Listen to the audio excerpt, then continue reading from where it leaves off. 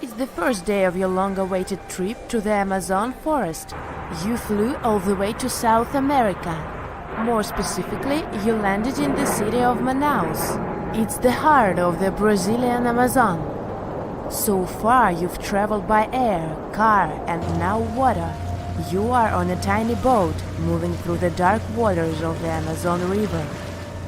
Yes, the river is also called the Amazon. And just FYI, it's the second longest river in the world.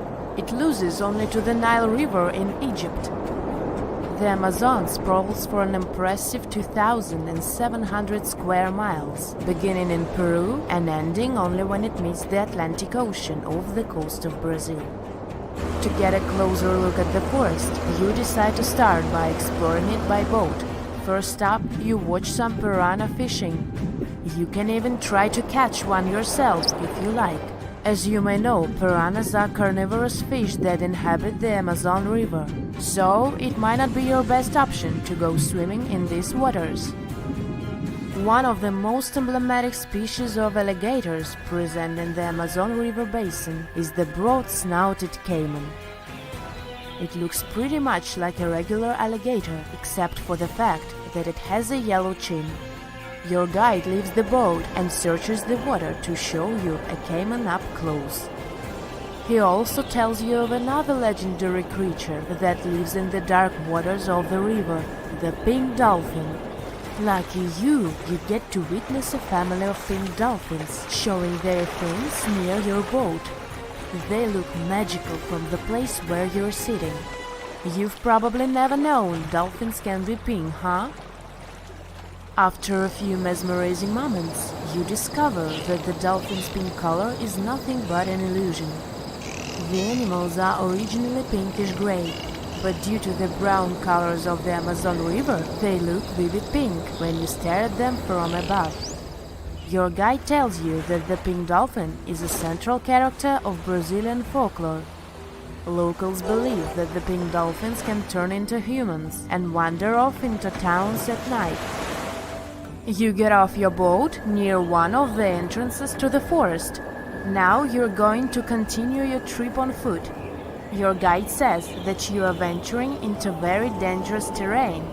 The Amazon is home to some of the creepiest species of wildlife on the globe, but don't worry, we'll get to see a lot of them today. You've come prepared, of course. Bug spray, a raincoat, and your sharp eyes. Inside the jungle, you need to be alert at all times. You may have heard legends of the anaconda, a snake that can swallow animals as big as a cow in one go. Sorry to break it to you, but those are not just legends. Reptiles like these do actually exist. They live deep in the jungle. It right there, moving between the trees. Is it a spider? The so-called Goliath bird-eater is a monster spider. Its legs can grow up to a foot in length, and the spider itself can weigh around 6 ounces. It's also known as the king of tarantulas. You shouldn't get too close, of course. It's not venomous to humans, but its bite can surely sting. As its name suggests, the Goliath bird-eater can even eat birds, as long as they are smaller than it is. Up next, you run into another species of spider that draws your attention. This one is so tiny that you almost don't see it. It's known by the popular name of the decoy spider. You see one of its creations, a gigantic spider built by the tiny Cyclosa spider in order to scare off large predators. This is as amazing as it is creepy. A spider that uses the remains of other insects and dry leaves to create the image of a large spider on its web. If it fools predators, perfect! But to us humans, this work of art looks almost endearing. Who knew there were artists in the arachnid world? Near a small lake, you witness a unique scene. A large snake is slowly slithering its way toward a lizard that is resting on a rock.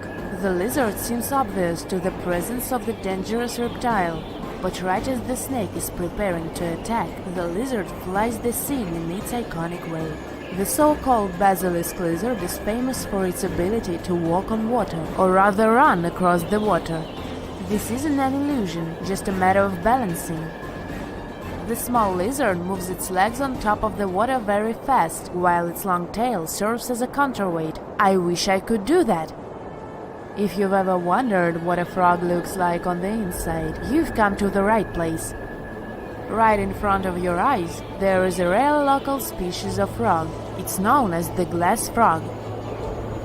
This species of amphibian has a type of transparent skin that is completely see-through.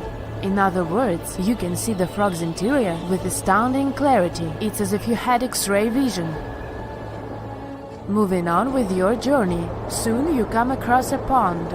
Floating on its water is probably the biggest water lily you've ever seen in your life.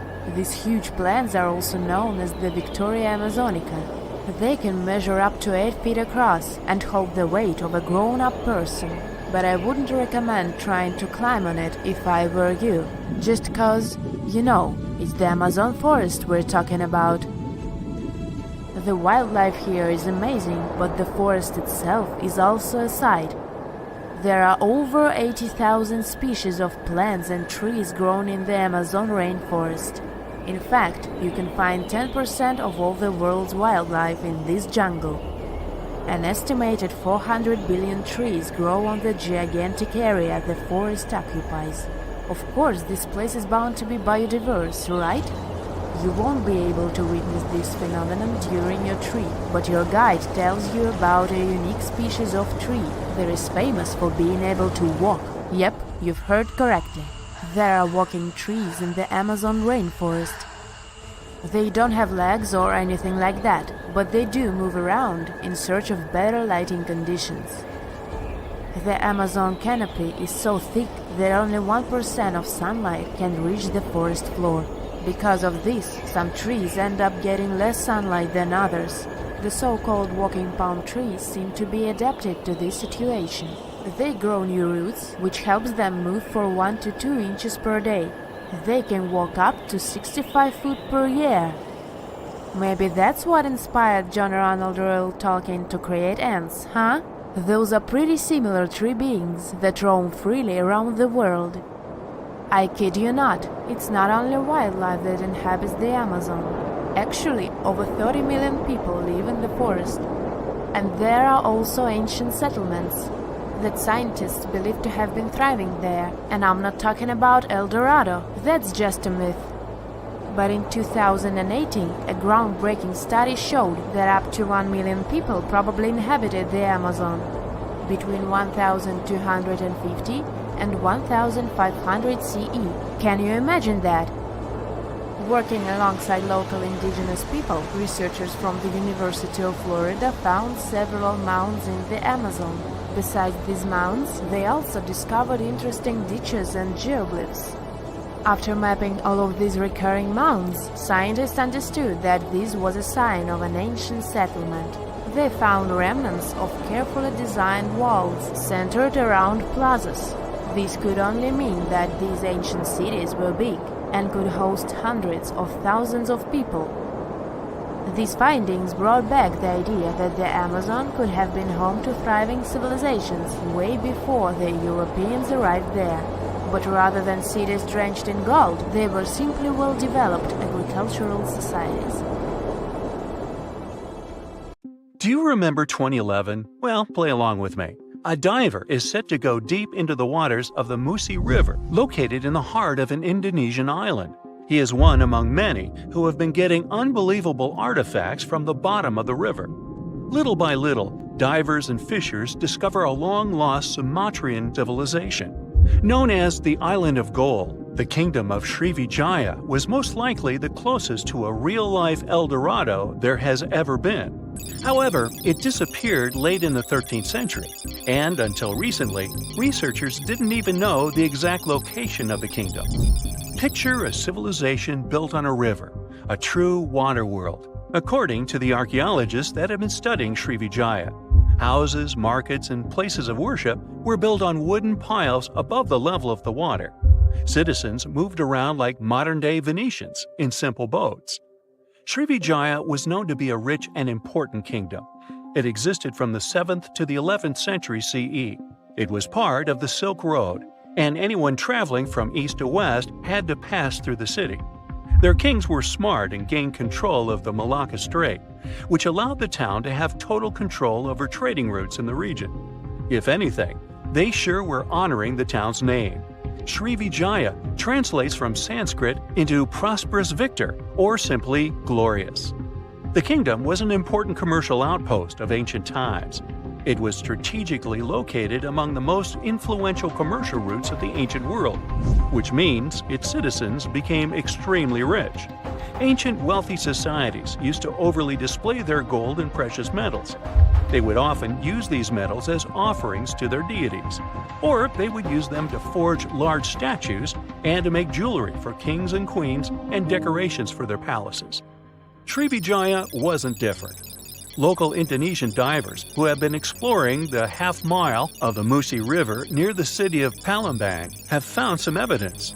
So far, they've discovered a life-size statue of Buddha, jewelry studded with precious gems, temple bells, mirrors, golden jugs, and other items. No official archaeological excavations have been done in the area, so these artifacts are the first items of the Srivijayan Empire ever found. Sean Kinsley, a British maritime archaeologist who has reported on these discoveries, says he is truly surprised. For long, people have been speculating about the true wealth of Srivijaya, and it seems that the rumors have been confirmed. We're starting from ground zero, he says. We don't know what clothes the people of Srivijaya wore, what their tastes were, what kinds of ceramics they like to eat off. Even though this discovery has brought excitement to the scientific community, there is a downside. Divers and fishers sell the retrieved artifacts at the International Antiquities Market before archaeologists can take a look at them. Researchers could try to buy some items, but they're sold for millions of dollars worldwide. Most of the information we know about this El Dorado of the East was learned from merchant accounts of the city. These descriptions say Srivijaya was a kingdom of human-eating snakes and multilingual parrots. That's weird. Some say its active volcanoes gave the town an eerie and enigmatic sight, and all stories emphasize the amount of gold available there. Travel reports were a common way to describe cities in ancient times. In case you didn't know, this is how the legend of El Dorado originally began. As European explorers began their excavations in South American lands back in the 1500s, the word got out that an Amazonian civilization used to paint their leader in gold as an offering to higher powers. The legend of El Hombre Dorado, also known as the Golden Man, began to quickly spread around Europe. It turned out that it was only a ceremonial piece of pre-Columbian civilization. It had nothing to do with the land of infinite gold. Now, no one knows what brought about the decline of the Srivijaya Empire. Some speculate that its active volcanoes could have swallowed it, or maybe wooden houses built above the river eventually sank. Maybe if divers keep retrieving lost items from the bottom of the river, archaeologists will be able to figure out what happened to the city. It seems to be quite common in the history of the world. Some ancient civilizations disappeared without a trace, as happened with the Mayan civilization, for example. The Mayans managed to build one of the biggest empires in pre-Columbian America. It was believed to be home to over 2 million people, and it thrived for over 6 centuries. Its sudden demise is something that bothers archaeologists and scientists alike. The Mayans began to settle in South America as early as 1500 BCE. Their civilization spanned Mexico's Yucatan Peninsula, Guatemala, and Belize. They are believed to have built around 40 cities at the height of their empire. They also developed a complex hieroglyph system that has been studied since it was discovered by modern scientists. The Mayans were keen engineers, astronomers, and farmers. They were post-nomadic people that settled in vast areas of farmland where they could grow corn and other types of vegetables. Archaeologists are still learning a lot about the Mayan civilization by examining their ruins. The city of Chichen Itza, located in the Yucatan Peninsula, is one of the most important Mayan sites unearthed today. The site is made up of a total of 26 ruins, and it is home to a world-famous pyramid known as El Castillo. It consists of a series of square terraces with stairways on each of the 4 sides of the temple. It was built as an homage to a feathered serpent deity. The Mayans were such architectural geniuses that they managed to build a pyramid that cast a particular shadow.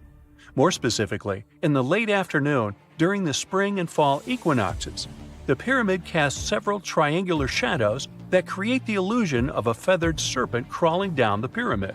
And they created this with none of the tech we have today. The city is so amazing that since 2007, it has been considered one of the 7 wonders of the New World. The Mayan Empire thrived for over 6 centuries due to their wise resource management system and astronomical knowledge. They were able to accurately predict eclipses and, using their rudimentary technology, could even locate Venus and Mars. They had everything to thrive for much longer than they actually did. This is why the Mayans' fall intrigues modern scientists so much. No one has been able to understand completely what led to their demise. That is, until a recent discovery. A study done by NASA claims it can explain what might have happened. Scientists have uncovered a sample of pollen trapped for over 1,200 years in ancient layers of lake sediment, which dates back to the time just before the collapse of the civilization. The analysis has revealed something completely new about the Mayans. Instead of the suspected claims that the Mayans disappeared due to terrible disease or some extended conflict in the region, it could have happened due to deforestation. Perhaps to build their entire empire, they had to cut a lot of trees. Without trees, their soil could have eroded, and all their fertile lands could have slowly and gradually become barren. According to NASA scientists, the temperatures in the region could have risen by about 6 degrees, and from that point on, the land would have become even drier and crops more difficult to grow. Basically, NASA says that the Mayans couldn't do the sole thing that made them thrive, which was agriculture, and their kingdom began to decline. Oh yeah, and this theory was supported by yet another find. Archaeologists found skeletons from the time of the empire. Those had prominent signs of malnutrition. This theory might really shed new light on Mayan history. It could explain what brought down such a powerful civilization.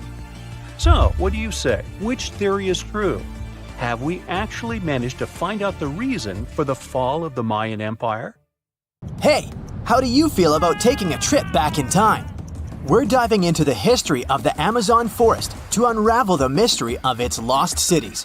Grab your bug spray and hop on. The Amazon forest is the world's largest rainforest. The environment there can be extremely challenging for human life. Yet, the legend goes that the Amazon has been home to sprawling settlements, rich in unmeasurable wealth. Could that really be true?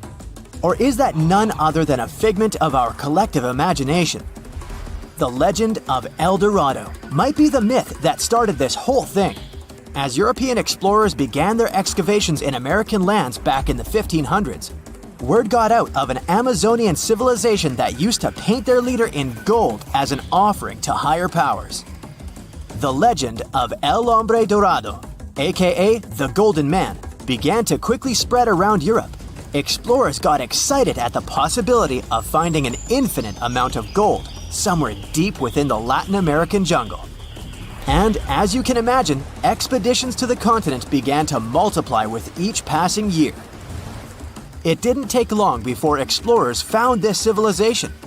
They were known as the Muisca people and were located in Colombia, near Lake Gudavia. The Muisca people had a tradition of painting their leader, aka the Zipa, from head to toe in gold. In a ceremonial gesture, the Zipa would swim into the river, spreading gold dust all over the lake.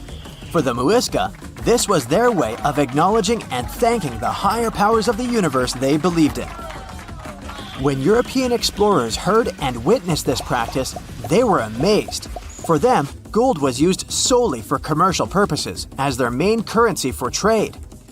This made them think that the Muisca people must have stacks and stacks of gold hidden somewhere in the jungle for them to use it so abundantly. Well, that's how the legend of El Dorado was born. What was once the practice of El Hombre Dorado traveled on word of mouth until it became El Dorado, a fictional city that was most likely to hide piles of gold. The hunt for this city led Europeans to spend large amounts of money to scour the Amazon forest. Unfortunately, all of their expeditions came back empty-handed. That is, if they ever came back at all. Now, jump to the beginning of the 1900s. In England, the Royal Geographic Society, a prestigious British institution, was looking for somebody willing to travel down to Latin America to trace the border between Brazil and Bolivia. More specifically, the part of the border that is nestled deep within the Amazon rainforest. One Sir Percy Fawcett was a Latin American aficionado, and he gladly volunteered to do the job. Oh, it's important to note that the Amazon forest is virtually the size of the continental USA. It sprawls across 8 countries, including Brazil, Peru, and Bolivia. And trust me, getting around is no easy feat. The jungle is covered in dense vegetation, and in addition to that, it's home to insane predators such as anaconda snakes, panthers, crocodiles, piranhas, and so on. But despite all that, Fawcett was very successful in his mapping adventure and seemed to be wanting to come back more. Back in England, Fawcett would scour diaries from other explorers hoping to learn more about the ancient Amazonian civilizations. He would read about the Incas and the Mayans and the great empires they built. He believed that if the Incas were capable of building empires that stretched over 2 million square miles, this could mean that other Amazonian civilizations could have thrived there too. During his research, Fawcett came across a report from a 16th century explorer. The report told of a city deep within the Amazon forest that held unimaginable quantities of minerals. A town that stretched for 15 miles without any space from a house to house. This report fueled Fawcett's imagination to a new extreme. From then on, he became obsessed with finding what he called the lost city of Z. Over years, Fawcett searched the Amazon forest, usually looking for stone ruins that could possibly indicate human settlements. On his later expeditions, he focused on exploring the state of Mato Grosso in central Brazil. He would travel from Europe and into the lower region of the Xingu River. The trip to the Xingu would take him around 14 days on foot. Then, he would set sail in small wooden boats accompanied by local indigenous leaders that knew the region better than anyone. How he communicated with the indigenous population is still a mystery, since they only spoke in local dialects. Some scientists believe that this could have been the real reason why he never found the city. They believed he wasn't able to communicate what exactly he was looking for. And this was not his greatest difficulty. As we've said before, Amazon is not a kind place for its visitors. In his diaries, Fawcett tells of encounters with a 60-foot-long anaconda, which he bravely survived. He writes of endless sleepless nights and waking up with his hands and feet swollen from mosquito bites. Some of his peers said he was invincible and tireless, but the day came during his 8th expedition when he didn't make it back home. Fawcett disappeared without leaving any trace behind. Some even suspect that he was close to reaching his lifelong goal.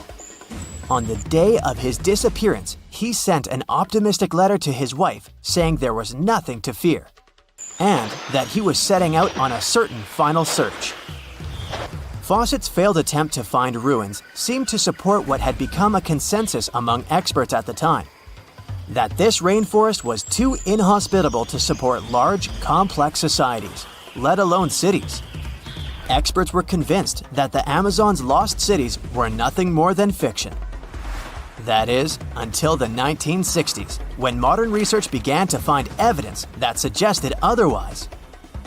Scientists discovered patches of extremely fertile soil. They called it Black Earth. And apparently, they found lots of it in the Amazon, especially alongside rivers. Further research even showed that such soil was created by human waste or the intentional burning of forests, which adds nutrients to the soil below, which could only mean bingo! The discovery of Black Earth was the evidence that large-scale agriculture was possible and probably did exist amidst the Amazon, confirming that settlements could have formed there after all. In the 1990s, along the Xingu River in Brazil, a team of archaeologists from the University of Florida made a remarkable discovery. Working alongside local indigenous people, they found very long ditches. After mapping them, they realized that these ditches were a sign of a big settlement. They were remnants of carefully designed walls centered around a plaza. Some were roads that led to more settlements. In fact, just this part of the Amazon, about the size of New Jersey, was once a network of dozens of settlements that experts believe could have been home to at least 50,000 people between 1250 and 1650 CE. Other discoveries were possible thanks to LiDAR imaging, a type of technology that allows researchers to take satellite pictures of the forest's ground without having to step inside of it. A network of trenches in Acre, Brazil, dates back to 200 to 1200 CE. These suggest settlements that could have supported 60,000 people. Other images from near the Xingu River suggest cities that could have housed about 50 million people. These were the lost cities of the Amazon. Believe it or not, these images suggest that Fawcett was very close to a major discovery. He was looking for the ruins in the right place, but he was looking for the wrong thing. Unlike cities such as Cusco, which used stone as their primary material, Amazonian settlements used wood and earth to build their cities. These materials are highly deteriorating and probably decomposed over time. Finding them required a bit more technology than what Fawcett had available at his time. The story goes that two Mayan twin boys loved to play ball. Sure, they were really good at it, but they also made a lot of noise when playing. The lords of the underworld soon became bothered by the sound and summoned the two boys to the underworld, a place the Mayans called Xibalba. As soon as the boys reached their gloomy destination, the lords of the underworld began putting them through a series of tests. Soon enough, the inexperienced twin boys failed the tests and lost their lives. But this was not in vain. This sad event resulted in the appearance of a beautiful fruit tree. Soon enough, a young woman saw a beautiful fruit on this tree and reached up to pick it. Legend has it that soon after that, she gave birth to another set of twin boys named Hunahpu and Xibalba. Just like their ancestors, these twins were great ball players, but they were equally as loud, and the lords of the underworld became annoyed again. They decided to ask this pair of twins to come to play a game in the underworld, hoping to get rid of them too. When the twins arrived, the lords sent them through a number of frightening places. The first one was the House of Gloom, which was very dark. They then passed through the House of Knives, where they had to avoid getting injured. The twins then built a fire in the House of Cold so that they didn't freeze and ran through the House of Jaguars, where they tricked the animals into not eating them. Finally, they entered the House of Bats, where they seemed to have lost their luck. One of the bats managed to run off with Hunahpu's head. The lords then challenged the twins to play ball with them, but the boys were clearly at a disadvantage. Xibalba placed a turtle on Hunahpu's shoulders to make up for his lost head, and they began playing. As the lords became distracted by an animal near the court, Xibalba stole his brother's head and placed it back in its place. Much to the annoyance of the lords, the twins were now able to tie the game. Hunahpu and Xibalba continued to perform a series of tricks for the lords of the underworld. One of them involved Xibalba injuring Hunahpu and then bringing him back to life. The lords were so impressed by the twins' performance that they asked them to do the same trick on them. Of course, the twins agreed, but after performing their trick on some of the lords, they refused to revive them. Seeing what had happened, the lords of the underworld admitted defeat and begged for their lives, promising not to intervene in the lives of people ever again. Hunahpu and Xibalba were happy to have avenged their ancestors and gained the respect of the lords. Legend has it that the lords of heaven were so impressed by the twins that they took them to live in the sky by turning them into the moon and the sun. The Maya civilization was one of the most dominant indigenous societies in history, and their folklore and traditions are still discovered and studied today. They used to live in a territory called Mesoamerica, It was made up of modern-day Mexico and parts of Central America like Guatemala, Belize, Honduras, Yucatan Peninsula, and El Salvador. They lived from 1800 to 900 BCE and up to 900 to 1500 CE. Apart from their impressive legends, the Maya were very skilled inventors. They're known for their calendars, writing systems, farming methods, and sports. Their writing, for example, was found preserved on buildings and stone monuments, as well as in rare books and pottery. It's a system made out of more than 800 hieroglyphics in various combinations. Each of those signs was said to represent a syllable. Their writing system was deciphered by accident by Tatiana Proskorakov, an American woman who initially studied to be an architect. Since she didn't find a job in her field, she eventually became a Mayanist in her own right, despite not being academically trained. She was the first to notice that the Mayan upended frog glyph meant birth, and that their toothache glyph meant the date when the king ascended to the throne. It made it easier for scientists to pinpoint birthdays, as well as the names of the rulers of a specific Mayan dynasty. They also invented the concept of zero, which is seen as one of the greatest innovations in mathematics, physics, and human history altogether. Sure, even back then, people understood the idea of having nothing, but the concept of zero as a number is a relatively new invention. A fun fact about Mayans is that they really liked hats. The bigger your hat was, the more important you looked.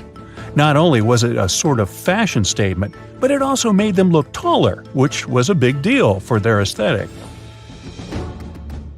The Mayans also came up with one of the most intricate and complex calendars in human history. It was the first to use zero as a placeholder.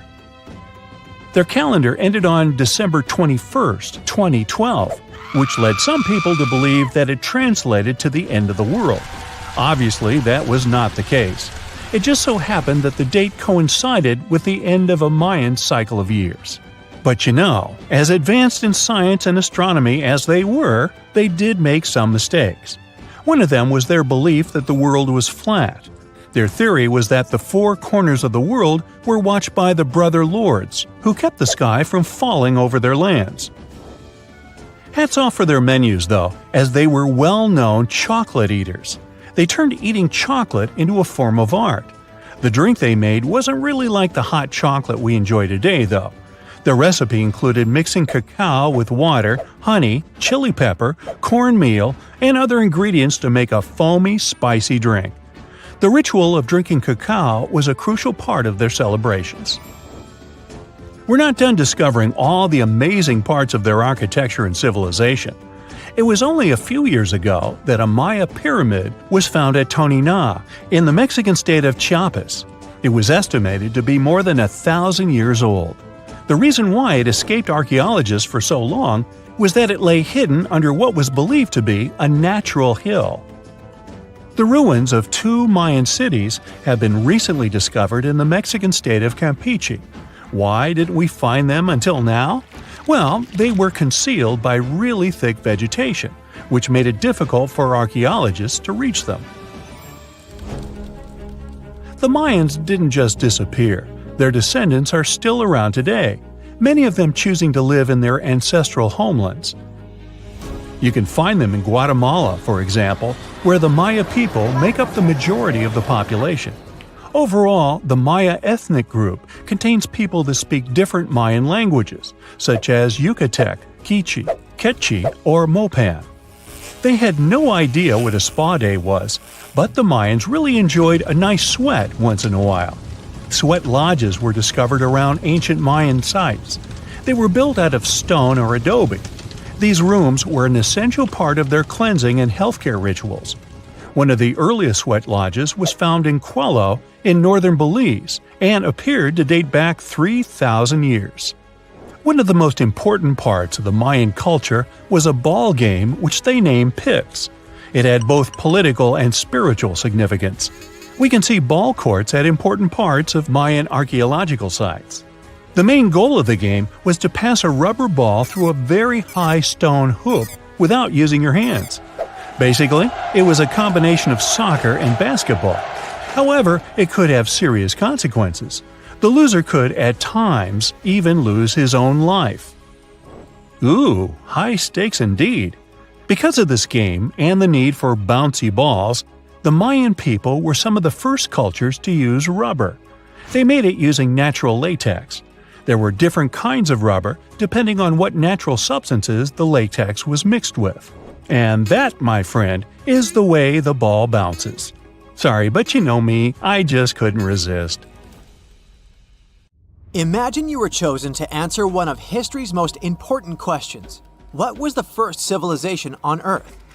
The job description is simple, yet the task is extremely challenging. You need to unearth the proof of the world's first official civilization.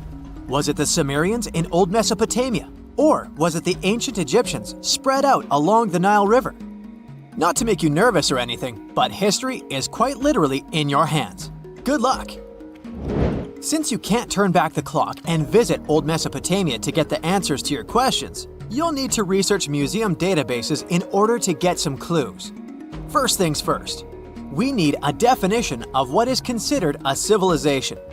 It's not just thousands of people grouped together and living harmoniously. There are some key elements that together make a group of people a civilization. Like, for example, the domain of urbanism, aka city building, irrigation systems, and writing. You decide to begin your search by diving deep into the history of the Sumerians, which today hold the position of the world's first civilization. Now, imagine being the first of your kind.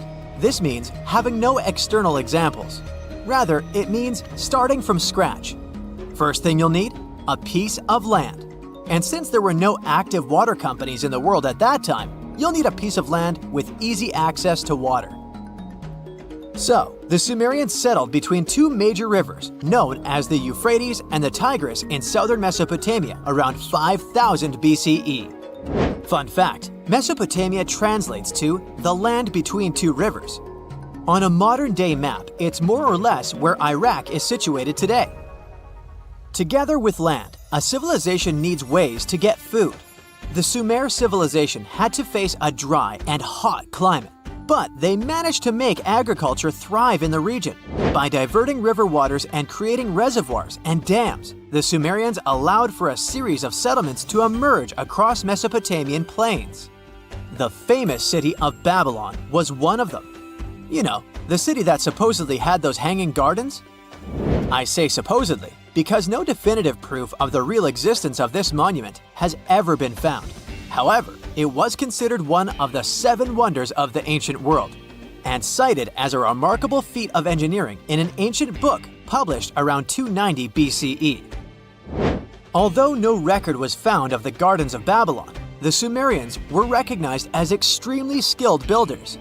Their cities were filled with mud brick constructions, and the most impressive ones were known as ziggurats, stepped pyramids that were built for spiritual purposes. The Sumerians built a trade network to supplement scarce resources and started to exchange goods with civilizations rising nearby, like Anatolia and Egypt. The beginning of trade was what drove the Sumerians to develop what is believed to be the world's first writing system. It began as a simple system, likely dating back to 3400 BCE. In this system, each syllable was represented with a drawing. Later, it gradually evolved into a fully formed cursive writing system. Don't believe me? Take a look at this piece from the Babylonian times. This huge basalt plaque is called the Hammurabi Code. It's known to be humanity's first collection of written laws.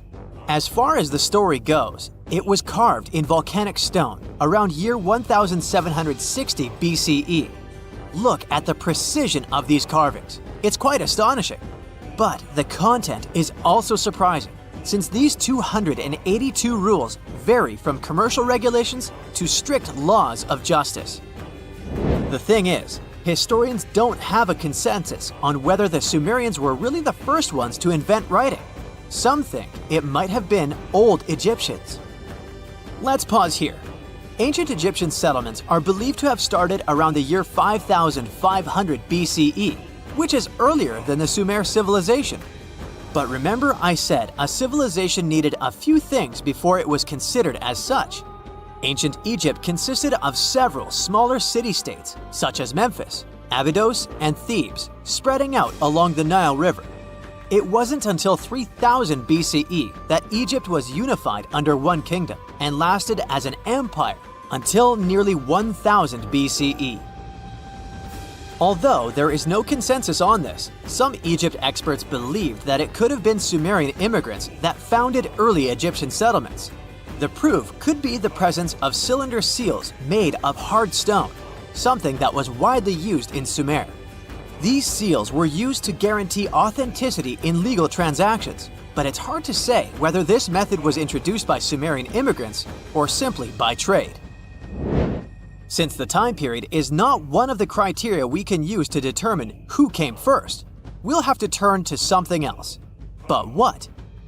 Like the Sumerians, the Egyptians were also highly skilled builders. Duh, they built the famous Giza pyramids and many others all over their territory. In order to enhance their building techniques, they delved into developing a more profound understanding of mathematics. They developed a new form of measurement called the cubit, which was the equivalent of an arm's length. The Great Pyramid, for instance, is 440 cubits per 440 cubits. They were also innovative astronomers, combining their mathematical skills with attentive astronomical observation. They were the first civilization to use a 24-hour division of the day.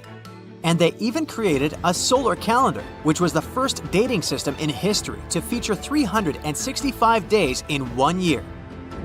Okay, it's undeniable how impressive they were.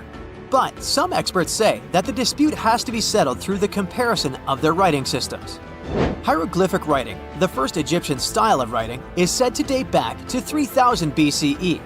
It was a composition of over 700 symbols, which were carved in stone. For a long time, researchers believed that the Sumerian writing had come before Egyptian, but in a recent discovery made by Yale researchers claims otherwise. Archaeologists have discovered a panel of 4 signs that are believed to have been written around 3250 BCE. Oh, and they've also found another rock drawing depicting a pregnant elephant that can date back to 4000 BCE. Now, there's also a third possibility that fewer people seem to mention: the Indus Valley Civilization, also known as Ancient India, located around the area of modern-day Pakistan and India. The Indus Valley Civilization is also a contender for the oldest civilization due to the uncertain historical origins of the Hindu collection of texts known as the Upanishads. The Indus Valley Civilization flourished around 3000 BCE, but records show that people in the Indus Valley were trading with Mesopotamians as early as 3500 BCE. Now, wait a minute. How is it possible? No, they weren't time travelers. This isn't a sci-fi movie. There already were agricultural settlements in the area that were slowly growing into bigger cities, such as Harappa and Mohenjo-Daro. Ancient Indian cities were sophisticated, filled with baked brick homes built in a grid system. These ancient cities even had draining and sewage systems that connected most homes and used gravity to carry waste outside of the city. They were pretty advanced. They were also an extremely religious civilization, and Hindu beliefs were at the center of their practices.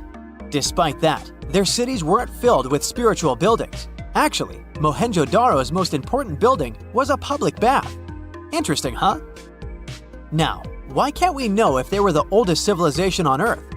Even if some historians suspect that the origins of the Indus Valley people can be traced back to 5000 BCE, there is no concrete evidence of this, only speculation.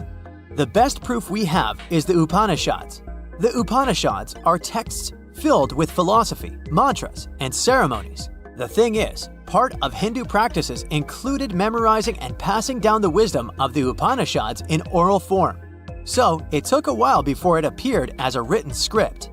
Well, I'd say historians aren't really sure what was the world's first civilization. We can only guess at this point, but who knows what new discoveries might reveal.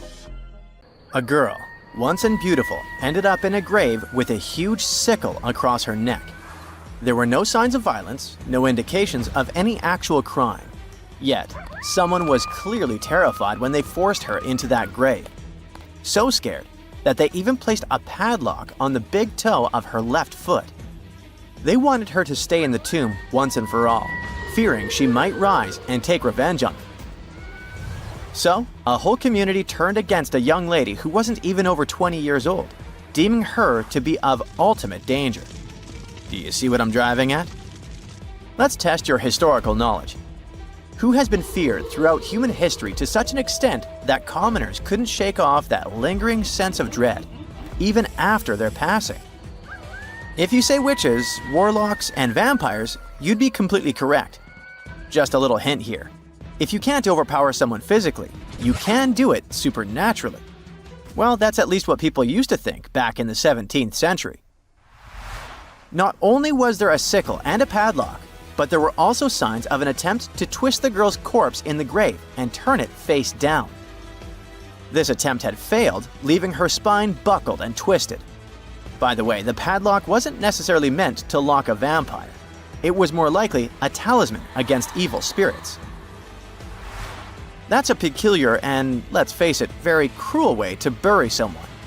Yet it was a common practice for creating anti-vampire burial sites. The methods for preventing vampires from rising were quite elaborate. First off, let me introduce a term. Anti-vampire graves, known as revenant graves, date back thousands of years and have been found in various locations across Europe. Europe, you heard that right. Now before you say, hey, vampires are a Romanian thing, Dracula, duh, let me convince you otherwise. They are a part of all European folklore, meaning you can find references to them throughout Europe. With new settlements in America, vampire lore spread there too, eventually turning into the Twilight Saga. These anti-vampire burials are characterized by evidence of precautions taken to prevent those who bit the dust from rising. Such measures could include placing large stones on the deceased's legs or even piercing the body with a lance to fix it to the ground. To be completely safe, they could also consider removing the head from the torso. So, burying the body face down, cutting off the head, and pressing the body with a stone were the methods used to keep someone believed to be a demonic being from leaving the grave. Let's return to the poor lady, or rather, the girl. A couple of archaeologists, Dariusz Poliński and his partner, Magna Durodska, who happened to be partners in both crime and life, stumbled upon her grave. Strangely, all of her 206 bones remained untouched. Yet no gravestone, no name, nothing. Just a lonely grave on a hill in northern Poland.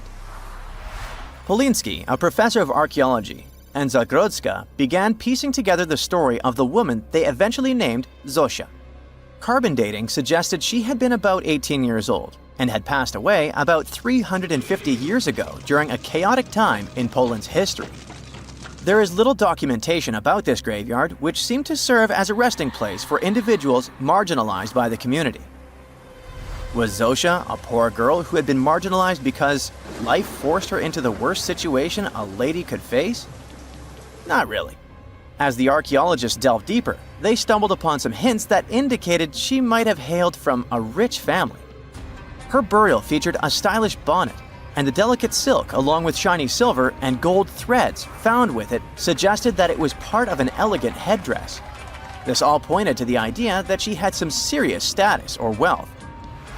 But the way she was buried indicated her outsider status in the village of Pien. Perhaps her presence there was unwanted, hence the idea of her being a vampire, backed up by the manner in which she was forced into the grave and held there. By analyzing the structure of her skull and extricating DNA from her skeleton, scientists created a reconstruction of what her face might have looked like. The specialists meticulously reshaped Zosia's likeness using modeling clay on a 3D printed model of her skull, which proved to be a deeply moving experience. They remarked that while they often worked on face reconstructions, in this case, they also sought to restore her dignity. Utilizing these three methods, the team reconstructed Zosia's 400-year-old face, revealing the human story buried beneath supernatural beliefs. It's ironic, isn't it? First, people tried their hardest to make the world forget her face and prevent her from ever coming back. 400 years later, people did everything they could to bring her back to life. Her picture now is all over the internet, yet we will never see the faces of those who buried her. Alas, this reconstruction project only allows viewers to visually connect with Zosia, but her true story remains a mystery. But what we know for sure is that people who were deemed vampires were badly discriminated against, to say the least. Rumor had it that hungry vampires would even steal people to quench their thirst. Let's use math to prove this rumor wrong and prove that Zosia wasn't one of them. Back in the year 1600, there were only 537 million people worldwide. Yeah, this data may not be very accurate, but it's pretty close to reality. A physicist, Costa Rica, calculated that if a vampire had been drinking one person's blood each month, humanity would have faced extinction within a few years. Starting with one vampire and a population of 537 million in 1600, this math shows we'd have no humans left by July 1602. But here we are now. Well, while placing a stone on a corpse to make sure the vampire doesn't rise may be something new to you, there are also a bunch of stereotypical things associated with these creatures that you definitely know, such as garlic and mirrors. Funnily enough, even though it's all based on a bunch of superstitions, there's pretty good logic behind the garlic thing. You see, it contains a special compound called allicin, which is a powerful antibiotic. While people back then couldn't know what an antibiotic was, they noticed garlic was pretty effective against various conditions. Since they believed vampires were created by a particular blood condition, they also believed garlic could defeat a vampire. And there's more. There's actually a blood condition called porphyria, which makes people look like real vampires. Their skin is pale and their teeth get bigger as their gums shrink. And guess what? People who have porphyria cannot consume garlic, as it worsens their condition. Wow, that's a cool coincidence. The next superstition is a bit fresher, and it's about vampires avoiding mirrors. The first known reference to the mirrors comes from the book Dracula in 1897. But why wouldn't a vampire show a reflection? Simple. Before the plastic era we live in, mirrors were traditionally backed with silver. Silver was commonly believed to repel evil spirits, possibly because it has antimicrobial properties. Much like garlic, its healing properties may be what was supposed to scare off a vampire. Another reason why suspected vampires may have avoided mirrors is the changes to their appearance from conditions commonly confused with vampirism, like porphyria and rabies. People afflicted with these conditions may have avoided looking in mirrors for that reason, causing others to assume that vampires avoided mirrors. But if you ever met a vampire and these methods don't repel it, I have one more trick for you. Ask the potential vampire to count. It can be spilled grains, seeds, or even the holes in the fishing net if you happen to have one. Vampires are into math, so they'll stop to count, delaying them until sunrise. And we all know that vampires don't do well in sunlight. Ironically, it's Count Von Count, a vampire who teaches us how to count on Sesame Street.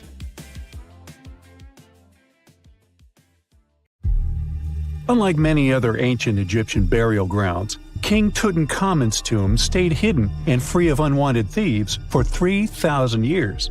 One reason was that the tomb was smaller than average and tucked away in a place called the Valley of the Kings. This area was already being extensively explored by the time they stumbled upon Tut's spot. The entrance was all covered in debris from building a nearby tomb, which must have also helped keep it a secret. There were also zero writings or signs on the outside of the tomb. Time passing also played a part in keeping it in amazing shape until the 1920s, when a man named Howard Carter finally made it in. But was Carter that big of a hero? Some recent findings say he might have been sneakier than initially thought. People used to think Carter wasn't just a glorified treasure hunter, he was a true archaeologist. Before Tut, he had been on a relentless quest for Egyptian artifacts. He discovered his interest in these unusual objects when he was a child, and soon started drawing the sculptures and inscriptions that were found in ancient tombs. After stumbling upon the remains of King Tut, Carter spent a decade recording and processing all sorts of objects, like golden thrones, chariots, and statues from Tut's tomb, shipping them down the Nile to Egypt's museum in Cairo. Well, at least that was the official story. More recent discoveries claim that not all of the objects made it to Egyptian officials. A secret letter seems to uncover Carter's little 10 for them, 1 for me policy. The letter in question was sent to Sir Alan Gardiner, a philologist and friend of Carter's, dated from 1922. In these writings, Carter mentioned having found the tomb and was asking his buddy for some advice. In another letter from 1934, Gardiner seems to be thanking Carter for an amulet, which was sent to him as a thank you gift. Carter was adamant that it didn't come from Tut's tomb, but evidently it did. Even the British director of the Egyptian Museum was onto Carter's sneaky endeavors, but couldn't prove it. He compared Gardiner's amulet to others from Tut's tomb, and lo and behold, they were a perfect match. Gardiner was so disappointed to have been put in such a sticky situation that he vented to Carter in another letter. Deciding to be a good friend, Gardiner didn't throw the famous archaeologist under the bus. Instead, he advised Carter to take those stolen goods back to Cairo, just like he'd advise you to like this video and subscribe to the Brightside channel for more amazing videos on the most unique topics in history. It's not the only shady piece of information on Carter's post-discovery behavior. In 1947, a man named Alfred Lucas, who used to work with a controversial archaeologist, gave some information in an obscure journal in Cairo. He claimed that Carter sneakily cracked open the burial chamber door himself. Then he sealed it back up like nothing had happened before the official uncovering. Now, why would he do that? Well, the same theory suggests that Carter and his crew might have entered the tomb early so they could get their hands on some ancient goodies. Obviously, these people couldn't risk having such objects sold while they were still alive, but made sure they were auctioned off after they passed. Carter, though, never confessed to anything. He made no official denial either, but the Egyptian government couldn't risk any more mysterious disappearances, so they prohibited him from entering the tomb for a while. Some have connected this apparent stealing to the curse of King Tut. If you've never heard of it, know that it became quite the scary tale soon after King Tutankhamun's resting place was uncovered. It claimed that anyone messing with the tomb of the boy pharaoh would face some serious bad luck. It's not all dramatic like a mummy going on an aggressive spree, but word got out that the people involved in disturbing King Tut's lair met some mysterious, untimely ends. The main untimely passing related to this supposed curse is that of George Herbert, the 5th Earl of Carnarvon. He was this British aristocrat who helped fund the search for the tomb. He passed away just a year after the tomb was opened. Now, people love to call it mysterious, but it turns out that Herbert was already in pretty bad shape health-wise when he got to Cairo, and he ended up getting taken down by a regular disease. Now, let's talk numbers. There were a lot of people linked to this tomb opening: security guards, archaeologists, and supporting staff. And sure, a few of them did pass not long after the tomb started receiving visitors. As much as we'd like this curse to be true for the sake of, good storytelling, statistically, if you have a bunch of people connected to opening a tomb, you'd expect some passings just by random chance. The average lifespan for those supposedly targeted by the ancient curse was more than 20 years after the spell was supposed to kick in. Herbert's daughter even lived until the 1980s, that's half a century later. And Howard Carter himself lived until 1935, a solid 16 years after the big reveal. Some have suggested that the whole curse was nothing more than a careful PR strategy. You see, when Tut's tomb was found, Howard Carter wanted to make a priority out of keeping nosy reporters away, so he might have come up with a curse hanging over anyone entering the boy king's resting place. But what was stolen from King Tut's tomb anyway? Well, some jewelry to begin with. It might have been snatched by Howard Carter himself, according to a French specialist. He did some intensive research by looking at old pictures taken from inside the tomb back in the 1920s. He compared those images to various objects from museums and auction houses. He soon started to piece together the whereabouts of some of Tut's jewelry. First up, there's this collar that used to be on Tut's chest. It was all broken into pieces, and some parts went via Carter to the Nelson Atkins Museum in Missouri. Meanwhile, other bits ended up on a necklace owned by some unnamed people who tried to sell it in 2015 but failed. Even the Nelson Atkins Museum agrees, as they've confirmed the information on their website. Then there's a headdress piece. Some beads from it that once belonged to Tut apparently got stolen by Carter too.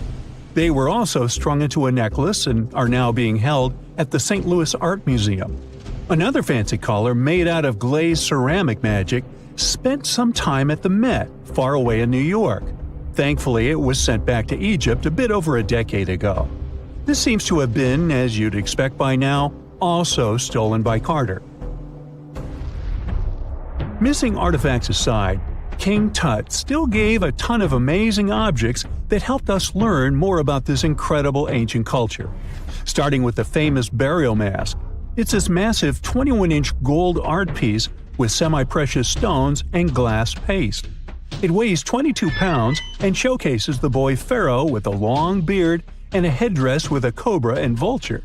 On the back, there's this spell from an important ancient Egyptian spiritual book that's supposed to make sure it works just as well in the afterlife. Tut was also apparently a board game enthusiast. They found 4 board games in his tomb, some made of ivory. Archaeologists also found a pair of gold sandals, though you'd imagine they were more for show than for comfort. In fact, the pharaoh probably never wore them in his lifetime. Now, speaking of fashion items, it turns out Tut was quite the fancy ruler. They even found a mannequin in his tomb that was used to pick out, adjust, and store his outfits and jewelry. The boy king seemed to have also enjoyed some music, based on the 2 trumpets historians found in his tomb. Though they were played back in 1935 in a BBC broadcast, the instruments are today considered too fragile to be maneuvered. The most exciting accidental discovery I've made in my life was a $10 bill in my old winter jacket. Some folks are luckier though, as they find underground cities from centuries ago or make inventions that turn them into millionaires. Velcro was invented after a routine walk in the woods. Kellogg's cornflakes were inspired by a chipped tooth, and Play-Doh saved a business empire from falling by chance. Back in 1998, electrical engineer John Williams found something that looked like an electrical plug sticking out of the ground. He started digging and noticed that it was stuck in a small rock. He found it in a rural location in North America, far from civilization, industrial complexes, airports, factories, and electronic plants. This piece of electronics embedded into a solid granite stone got the nickname Enigmalith and a price tag of $500,000. Some scientists are sure it's a big hoax and not a souvenir left by some visitors from space, as Williams claims. But the finder of the rock wanted to prove that it was a real piece of ancient technology, some sort of an electrical connector. If it's not a hoax, then this little find could be proof that humans, or some other civilization from the past, were way more advanced than we ever thought. They must have managed to invent a way to transmit electricity long before humans in the 19th century. He offered scientists to take a look at this find and establish what it really is without breaking the rock open, but there were no takers. Williams consulted an engineer and a geologist, and both confirmed there were no traces of glue on the electronic component. It hasn't been welded either, so it must be as old as the rock, which is around 100,000 years old, according to geological analysis. Dr. John Kellogg had a philosophy of biological living with regular exercise, massage, plenty of water, 0 bad habits, caffeine, and no meat. At the end of the 19th century, he looked over a health institute in Michigan. He once whipped up a mix of flour, oats, and cornmeal. He thought that by baking whole grains at high temps, they'd be easier on the stomach and healthier overall. He baked the mix twice and first made cookies, but a patient chipped a tooth on that version. Then he decided to break it into small pieces. It's hard to pinpoint exactly how Kellogg cornflakes came to be, with so many versions of the story floating around. Kellogg's wife, Ella, and his brother Will both claim they played a role in creating the flakes, along with several other family members and sanitarium staff. The company lore says that it all went down one night in 1898, when some wheat-based cereal dough was left out too long, fermenting in the process. When rolled out thin, the slightly moldy dough turned into these perfect large thin flakes that got all crispy and yummy in the oven. Over the next few years, Will Kellogg kept tweaking the recipe and realized that corn, not wheat, made even crunchier, tastier flakes. His brand, Kellogg's Corn Flakes, has grown into a multi-billion-dollar company. Swiss engineer Georges de Mestral once went for a walk with his dog and came back with a concept that would later go to space. Once they got back from the woods, de Mestral noticed that his pants and his dog's fur were covered in the tiny barbs of the cocklebur plant. He examined the burrs under the microscope and noticed that they were shaped like tiny hooks that stuck to loops on clothes and fur. He decided to recreate that natural tech to design an extra strong fastener, one with many practical uses. He was testing different materials for his invention for so many years and finally settled on nylon. He also needed to design a special type of loom that could weave the fibers in the right size, shape, and density. It took de Mestral a total of 14 years until he introduced the world to Velcro, which means velvet and hook in French. De Mestral was hoping his invention would replace the zipper on clothes, but the fashion world found Velcro cheap-looking and unattractive. But NASA didn't think so, and used Velcro for astronaut spacesuits and helmets in the 1960s. Now, Velcro is used everywhere, from footwear to toys to airline seat cushions. Before the middle of the 20th century, most homes were heated with coal. It left soot throughout the house, which was especially visible on wallpapers. Coutal Products was the largest company that sold wallpaper cleaner, but in the 50s, more and more people switched to gas, oil, and electricity, and the sooty buildup problem was mostly solved. The owner of Coutal Products was trying to save his business. Meanwhile, his sister-in-law read that wallpaper cleaner could be used to make holiday decorations. She worked as a nursery school teacher, and modeling clay was pretty hard for her students to handle, so she decided to test this material for molding into different shapes, and it works out just fine. She told her relatives about the discovery and suggested a name for it: Play-Doh. The Coutal company was about to go bankrupt, so it was a great alternative for a new business. Soon enough, Macy's and Marshall Field got interested in the new toy and started selling it. Play-Doh was originally only in one color, white, but soon expanded to red, blue, and yellow. They also made several changes to the original recipe, but the mixture is still mostly the same as when it was used to clean wallpapers. An urban legend says that if you take all the Play-Doh compound ever made and put it through their Fun Factory playset, you'll get a snake that will wrap around the planet 300 times. A man in Turkey was renovating his home when he knocked down a wall in his basement with a sledgehammer. He found a tunnel behind the wall that led to an ancient underground city. The tunnel led to more tunnels and then halls and chambers. It turned out to be a whole underground complex with 18 stories and without a single inhabitant, abandoned a long time ago.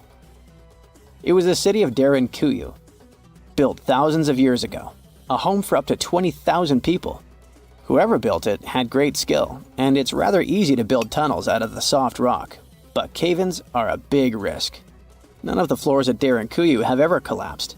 The city had a complex ventilation system with over 15,000 shafts. The upper levels had the best ventilation and were used for living and sleeping quarters.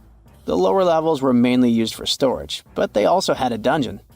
In between, there were room for domestic animals, a school, a convent, and small churches. John Martin, a forestry professor, was out exploring a forest in Wisconsin one night. He was shining a UV flashlight up into the canopy to spot lichens, fungi, plants, and frogs that glow under the UV light. Then, suddenly, he heard a flying squirrel chirping at a bird feeder, pointed the flashlight at it, and saw it light up pink. The professor told his colleagues about it, and they decided to investigate further. They checked out some flying squirrel skins at museums to see if this pink glow is a common thing among them. It turns out that almost all of the flying squirrel specimens they looked at had the same pink fluorescence. Non-flying squirrels didn't glow at all. Other animals with fluorescence, like puffins and chameleons, glow blue under UV light. The only other mammals with fluorescent fur are around 20 species of opossum. They live in different ecosystems and have different diets. The only thing they have in common with flying squirrels is that they're all active at night. And regular squirrels prefer sunlight. There's enough ultraviolet light in low light conditions, and nocturnal animals need UV vision. So the pink glow might have to do with nighttime perception and navigation, especially in cold and snowy conditions. Or it could be a way for male flying squirrels to attract prospective mates. It could be a sort of mimicry. Imagine you've booked a tour through the jungles of Costa Rica. All of a sudden, you stumble upon a huge stone sphere, nearly the length of a king-sized bed in diameter. How on earth did it end up there? And what does it symbolize? You immediately ask your guide. He's not as amazed as you are, and tells you that there are actually several hundreds of them scattered across the south of the country. The mysterious stone spheres don't have an official name. The locals simply call them las bolas, which means balls in Spanish, while historians refer to them as Derinkuyu spheres, after the culture that produced them. Scientists have studied the sediment layers of the Earth around them and estimate that the earliest were made around the year 600 CE, and the newest ones date to the year 1000 CE. Many of the spheres were relocated after their initial discovery, and that's why archaeologists can't date them precisely. The Derinkuyu culture completely disappeared shortly after they were discovered by the Spanish in the 16th century. Unlike the Mayas and the Aztecs, the myths or legends of these peoples didn't survive, so they cannot explain the existence of the mysterious orbs. More than 300 of these objects have been discovered so far, with some being smaller than 1 inch in diameter, and the largest measures 6.6 feet in diameter, standing taller than most humans. Although there are ones made from limestone, most spheres were carved out of a coarse version of basalt, a type of rock that forms when lava cools rapidly. Some orbs weigh up to 15 tons, and in most cases, their surface is smooth to the touch, although there are coarse, mostly unfinished pieces. If we throw away the theory that river erosion naturally sculpted the spheres, the ancient people seem to have created them by hammering boulders with other rocks. Once they got the rough shape they were aiming for, they would polish the rock to perfection, using techniques such as controlled fracture and grinding.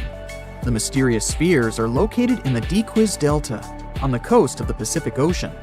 Most of them can be found in a place called Farm 6, which, alongside 3 other sites, was proclaimed a UNESCO World Heritage Site in 2014. The area contains other finds from the pre-Columbian era, such as paved areas, burial sites, and mounds.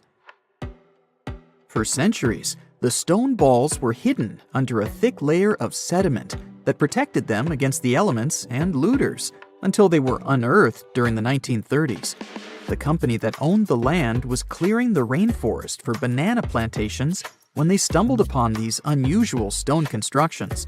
Some were damaged by bulldozers, and some by workers trying to pry them open, as they believed there was gold hidden inside.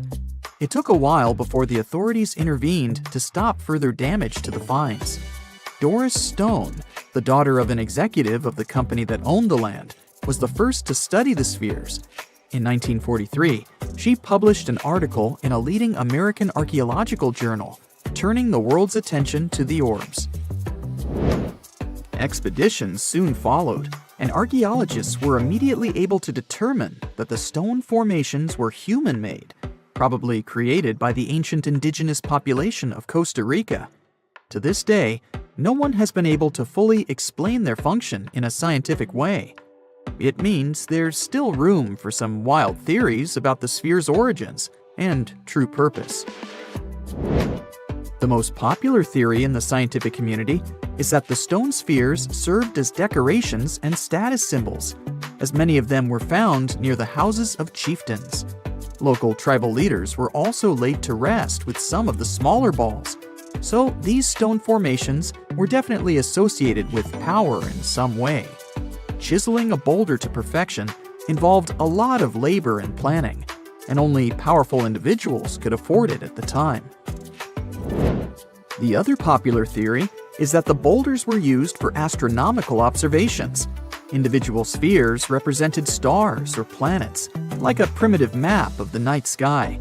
Since they were perfectly round, it was easy to roll them around. Before the jungle engulfed them, the area where they were found was a flat alluvial plain, ideal for rolling large boulders around.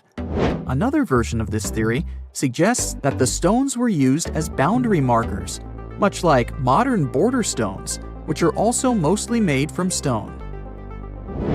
Finally, legends from other tribes that lived in the area tell of how the spheres were cannonballs that the deity of thunder used to drive away the deity of winds and hurricanes.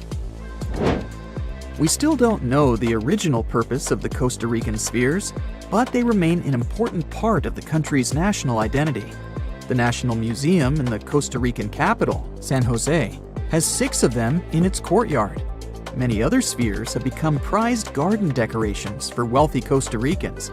There's even one at Harvard University.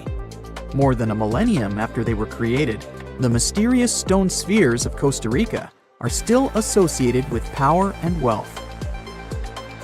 In terms of numbers, the stone orbs are not perfectly round. They are rated as nearly perfect, at 96% spherical in shape. And while even that is pretty impressive, the spheres of Costa Rica are not the only ones of their kind. Nearly a decade ago, workers came across mysterious giant stone spheres deep underground in a coal mine in northern Asia. The surface of the spheres, which measured a little over the length of a human footstep in diameter, was unusually smooth, and people tried to explain it somehow.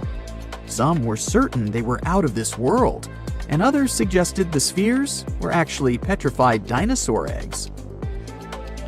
Scientists quickly put an end to further discussion, as it turned out that the mysterious spheres were concretions. Those are rock formations that take millions of years to form deep underground. Think of a pebble that picks up snow as it rolls down a hill. That's how concretions are made. Groundwater, rich in sediment and minerals, flows around the sediment, slowly shaping it into a perfect orb. The process is quite common in nature, but most concretions are fairly small.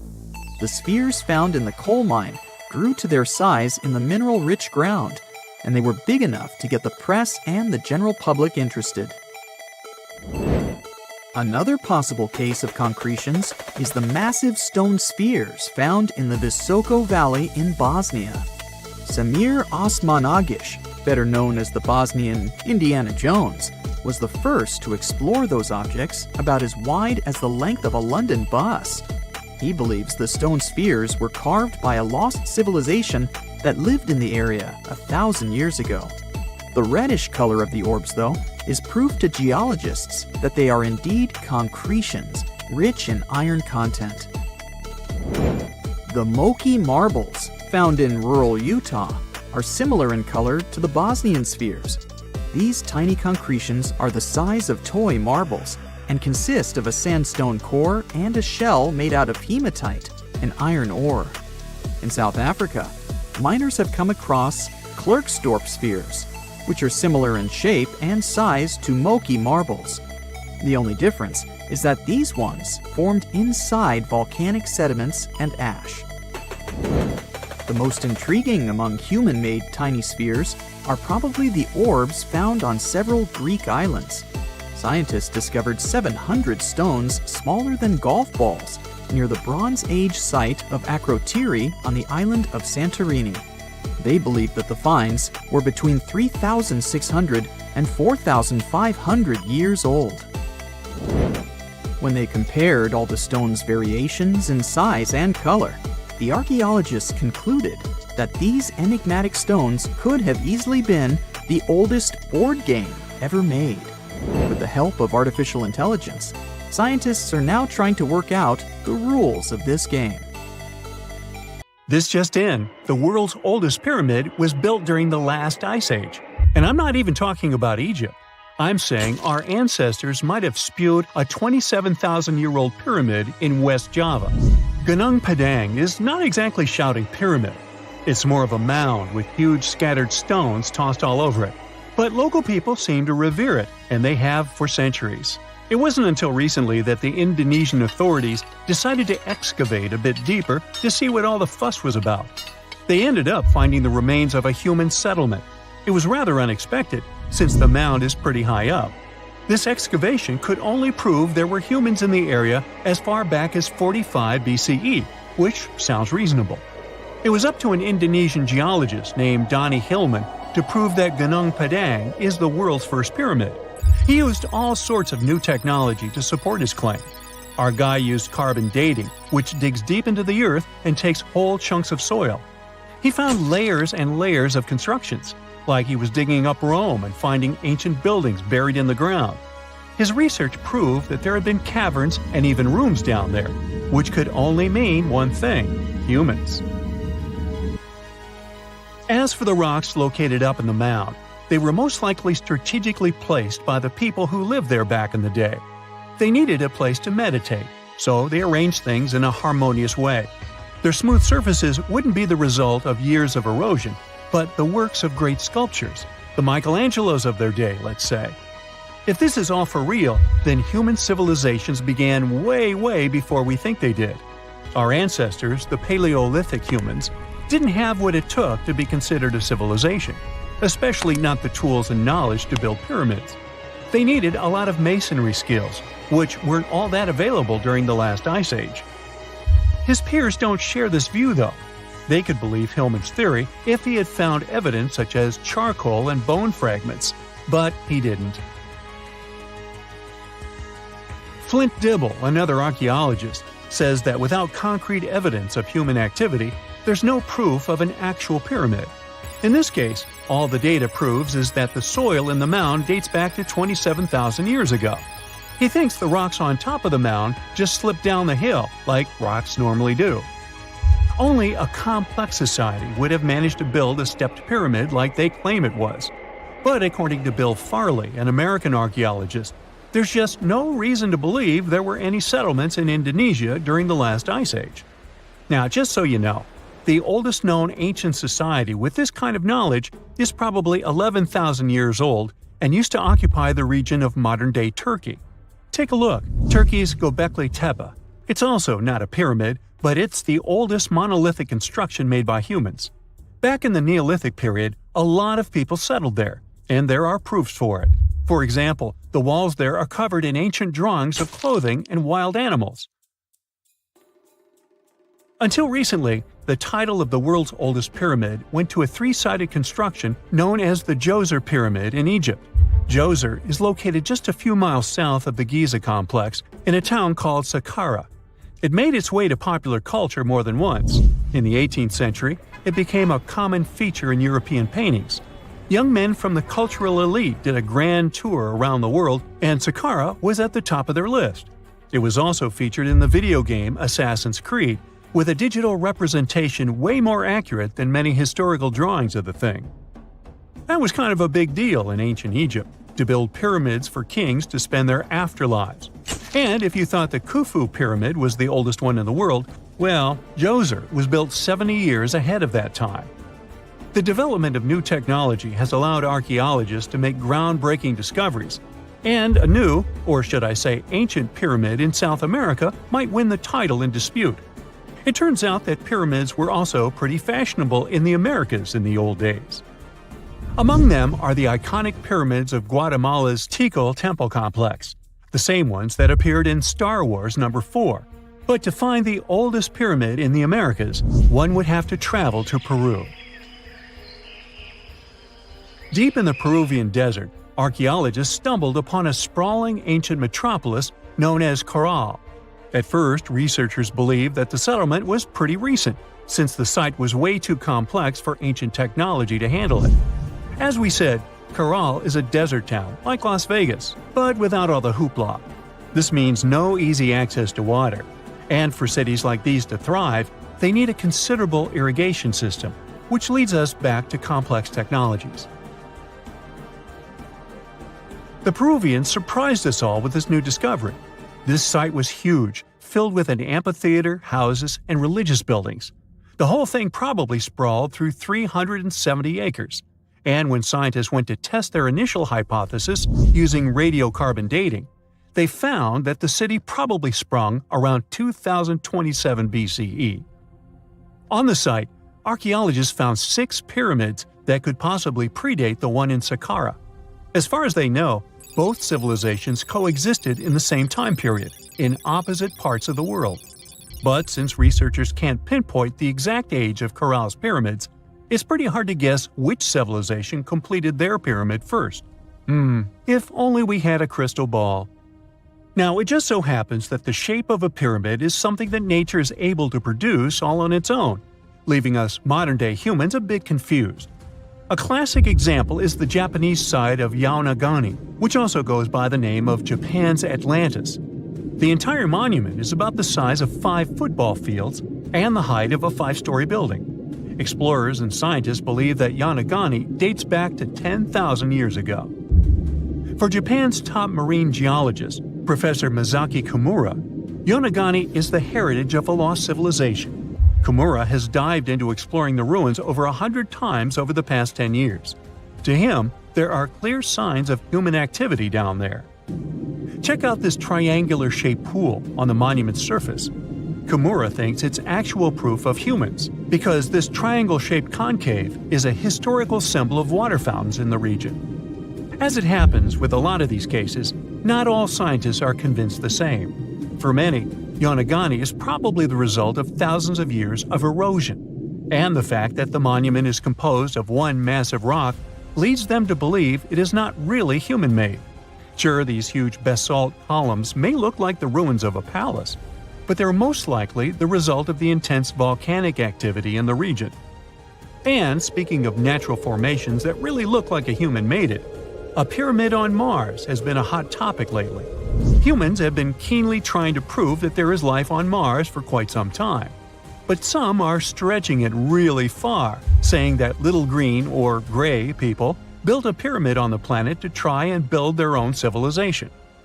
This picture was taken over a decade ago by the Mars Reconnaissance Orbiter, the MRO, but it started to resurface recently. It shows what looks like a 3-sided pyramid. Some people claim that the smooth side of the pyramid could only be the effect of otherworldly work. Then science comes along and explains that Mars is home to one of the deepest canyon systems in the whole solar system. The so-called pyramid is located in what is known as the Condor Chasma region.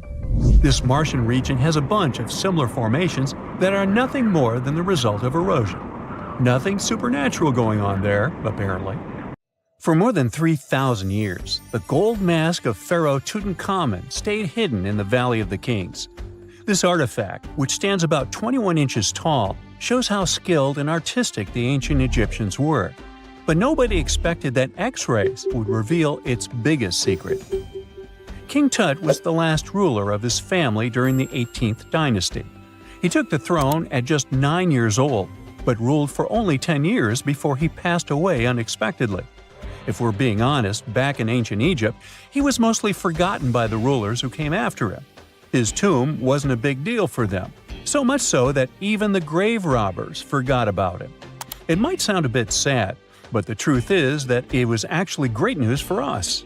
Since his tomb was practically forgotten, it ended up being perfectly preserved. While the other tombs in the Valley of the Kings were looted, his remained sealed and untouched.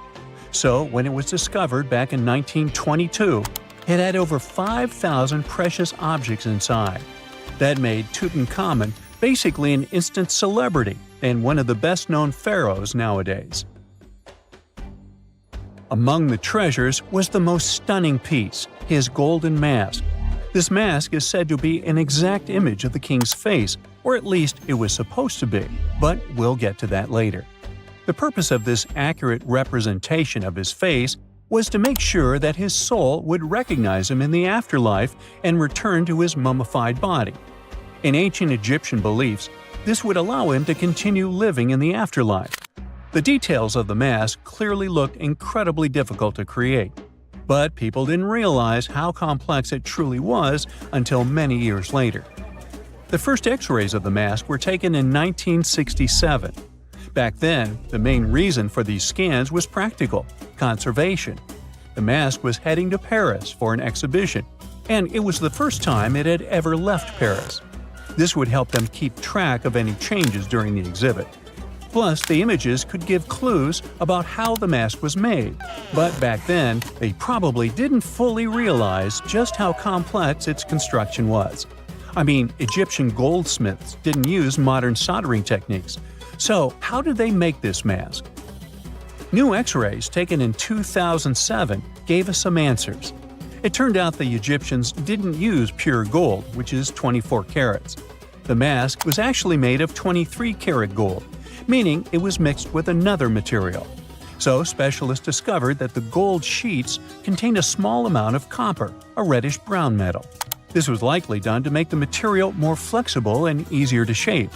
They would then shape the gold sheets by heating and hammering them over and over again. But there was one more secret inside the mask that wasn't discovered until 2015. The year before, the staff at Cairo's Egyptian Museum were working on the mask display when the long beard of the mask accidentally got knocked off. Another theory is that the beard had become loose over time and just fell off. Either way, the fact that King Tut's beard came off caused a lot of stress.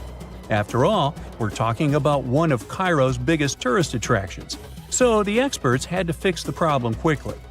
The restoration process started with a detailed recording of the mask's condition. To do this, they had to take a full three-dimensional scan of the artifact, and, by accident, they found something very interesting in the mask. Inside the royal beard, there is a gold tube, an intriguing structure that the Egyptians likely used to attach the beard to the rest of the mask. And that proved, once again, that the process of making this mask was even more complex than experts thought. But the mysteries don't stop there. Remember how we mentioned that the mask was thought to perfectly represent King Tutankhamun's face? Well, that might not be entirely true. Some popular theories suggest the mask was never meant for him and was actually made for someone else. A study published in 2015 suggested the mask was originally made for a female pharaoh, his supposed stepmother, the famous and beautiful Egyptian queen Nefertiti. The biggest clue comes from an inscription on the mask. At first glance, it seemed to belong to Tutankhamun, but after a close examination, researchers noted that something else was actually written underneath King Tut's name. The royal name stamp seems to have been altered, and originally it had something written on it that translates to Queen Nefertiti. There is another feature of King Tut's golden mask that was overlooked for years, which adds even more mystery. As we mentioned earlier, experts believe he wasn't respected much by the pharaohs who came after him.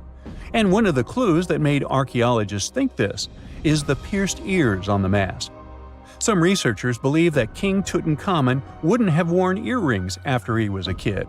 So, according to their theory, by the time he passed away at 18, he shouldn't have been represented with pierced ears. This could also support the idea that the mask originally belonged to Nefertiti, or maybe to someone who wasn't even connected to King Tut.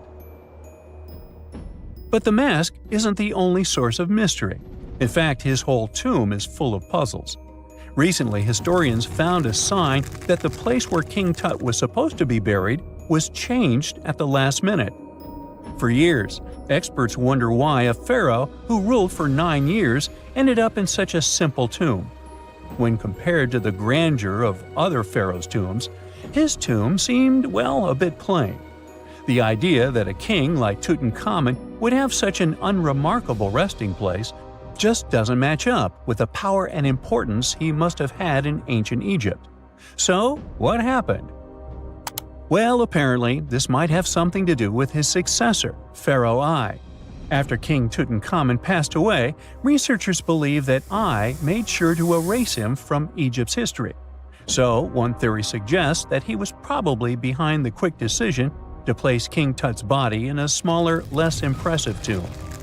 When experts looked at I's own tomb, they found something interesting. There is a large wall covered in painted baboons. This is the same type of artwork found in Tutankhamun's tomb. It seems like the same person might have chosen the artwork for both tombs. Now, the design and decoration of the two tombs are almost identical, suggesting there was a shared hand behind both. But there is one key difference. I's tomb is fit for a king. It's much bigger and more impressive, even though the style and artwork are similar to what you see in Tutankhamun's tomb. So the theory suggests that I decided what went into both tombs.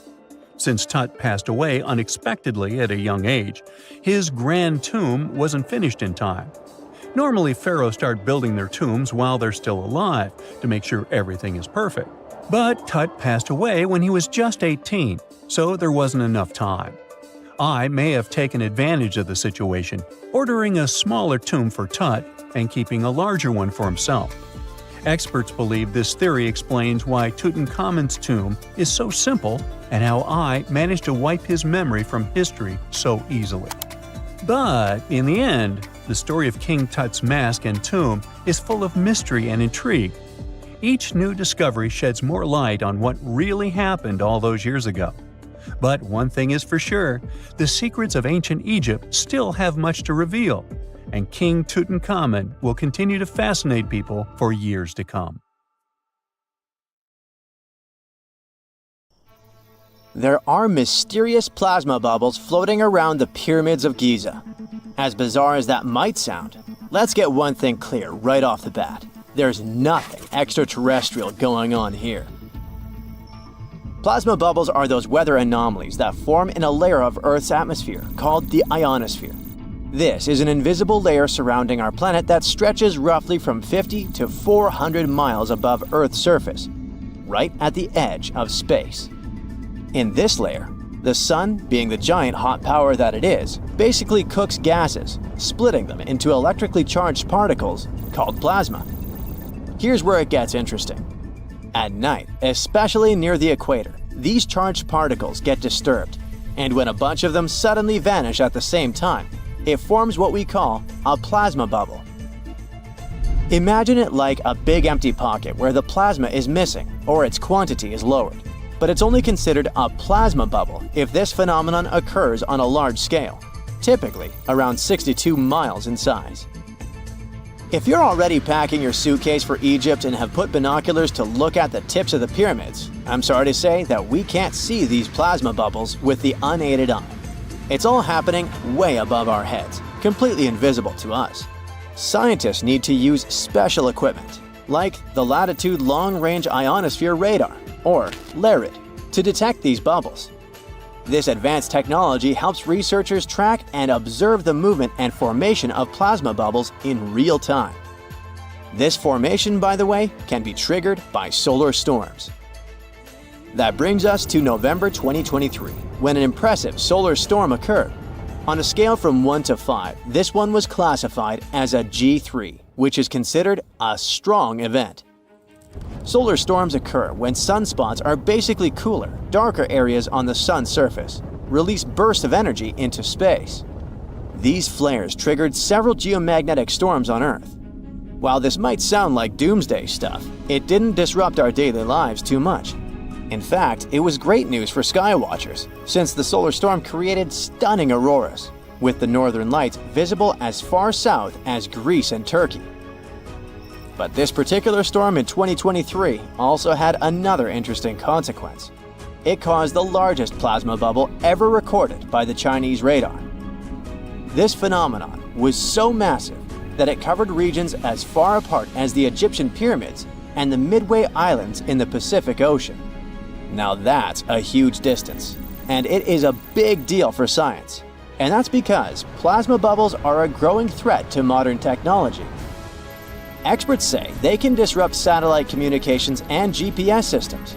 So if you're using Google Maps or Waze and suddenly it can't figure out where you are, a plasma bubble might be to blame. Great. We now know what's going on with those bubbles, detected above the pyramids of Giza. But things get even weirder inside this ancient construction. Apparently, the Great Pyramid of Giza has the ability to concentrate electromagnetic energy within its interior. A couple of years ago, a group of researchers decided to see what would happen if they took this ancient architecture and hit it with radio waves.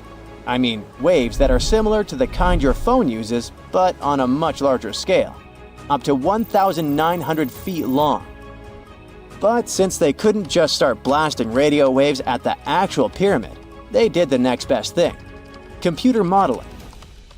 Using these simulations, the researchers discovered something incredible. The Great Pyramid can actually concentrate electromagnetic energy within its internal chambers, as well as underneath its base, where an unfinished chamber is located. By concentrate, I mean something like trap it. For example, when you shout into a cave, you hear your voice echo back, right? The sound waves don't just disappear, they bounce around and get focused. Similarly, when radio waves hit the pyramid, they don't just pass through or around it. Instead, they get absorbed, bounce around, and focus inside and underneath the pyramid. Our list of mysterious phenomena surrounding the Egyptian pyramids doesn't end there. Inside the pyramid, there's a long, narrow passage that leads to what's known as the King's Chamber. This room sits at the center of the pyramid, and it's believed to have been the final resting place of Pharaoh Khufu, the ancient Egyptian leader who commissioned the entire thing over 4,000 years ago. When visitors step into the King's Chamber, two things normally strike them: the room's incredible acoustics and its heavy, imposing structure, which is entirely lined with red granite. Recently, scientists have started to connect these two facts. Some researchers now believe that the King's Chamber might be able to catch or pick up sound energy generated from other parts of the pyramid. In other words, this room might have been designed to amplify sound in a way that no other chamber in the pyramid can. To test this theory, researchers conducted an experiment where they sang in the Queen's Chamber, which is located directly below the King's Chamber. Here's where it gets wild. The music couldn't be heard in the lower underground rooms of the pyramid, but it sounded loud and clear in the King's Chamber. One possible explanation for this is the type of stone used in the King's Chamber: pink granite. Granite is known for its piezoelectric properties, meaning it can absorb energy from its surroundings, like sound vibrations, and convert it into electrical energy.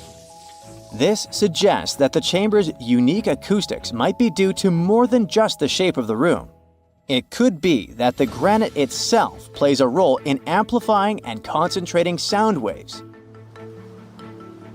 According to scientists, these discoveries open up a whole new field of research into the pyramid's potential.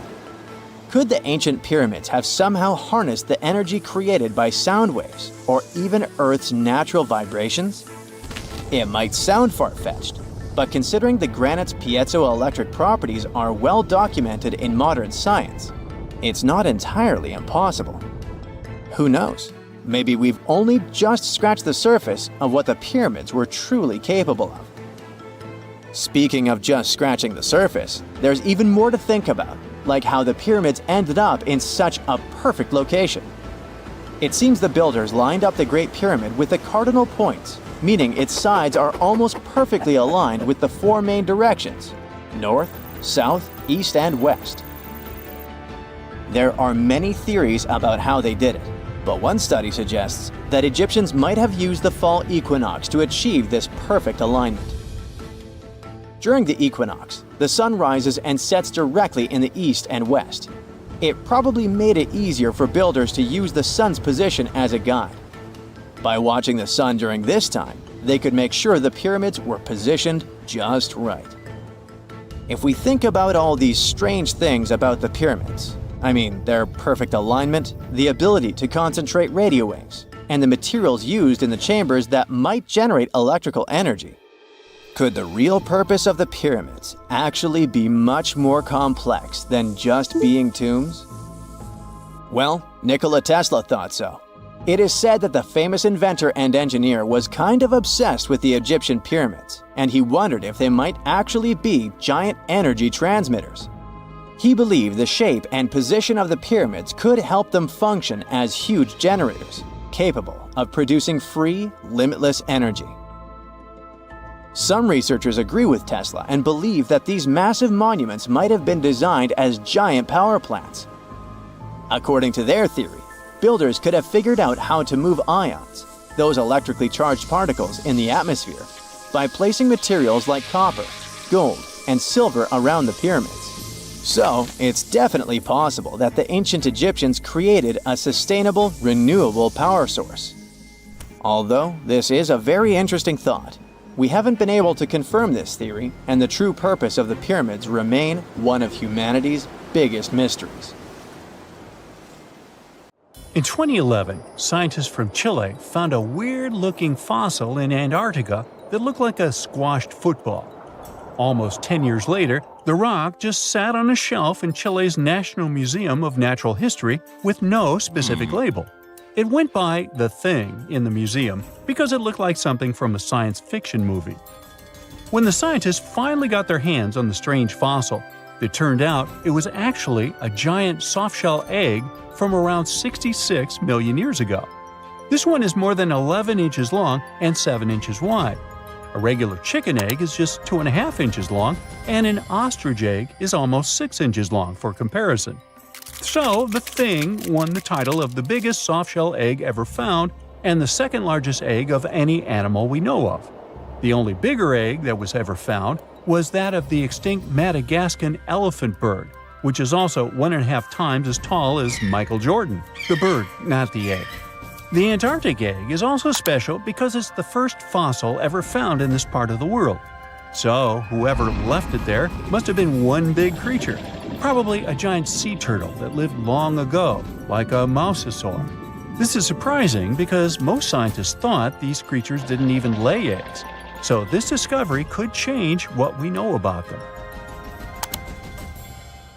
The egg is also unique because it has a thin eggshell and no pores, which is totally different from most dinosaur eggs. It actually looks more like the eggs of lizards and snakes, but it came from a giant creature related to these animals. No known dinosaurs or flying reptiles from that time and place were big enough to lay such a huge egg, so it must have been a mosasaur after all. But we can't be 100% sure. Scientists did a lot of work and studied 259 types of living reptiles, like lizards and snakes, and their eggs. From this, they figured out that the mommy who laid the egg was probably at least 23 feet long, not counting her tail. During the late Cretaceous period, this part of Antarctica might have been like a nursery. Paleontologists have found bones of tiny mosasaurs and plesiosaurs in the same area, along with bones from the grown-up ones. Archaeologists in Norway made another cool but literally discovery and found dozens of arrows that had been hidden in ice for 6,000 years. They were melting out of a large ice patch in the high mountains, covering an area of about 45 football fields. In 2014 and 2016, when the summers were extra warm, scientists went to an ice patch called Langfoni to look around.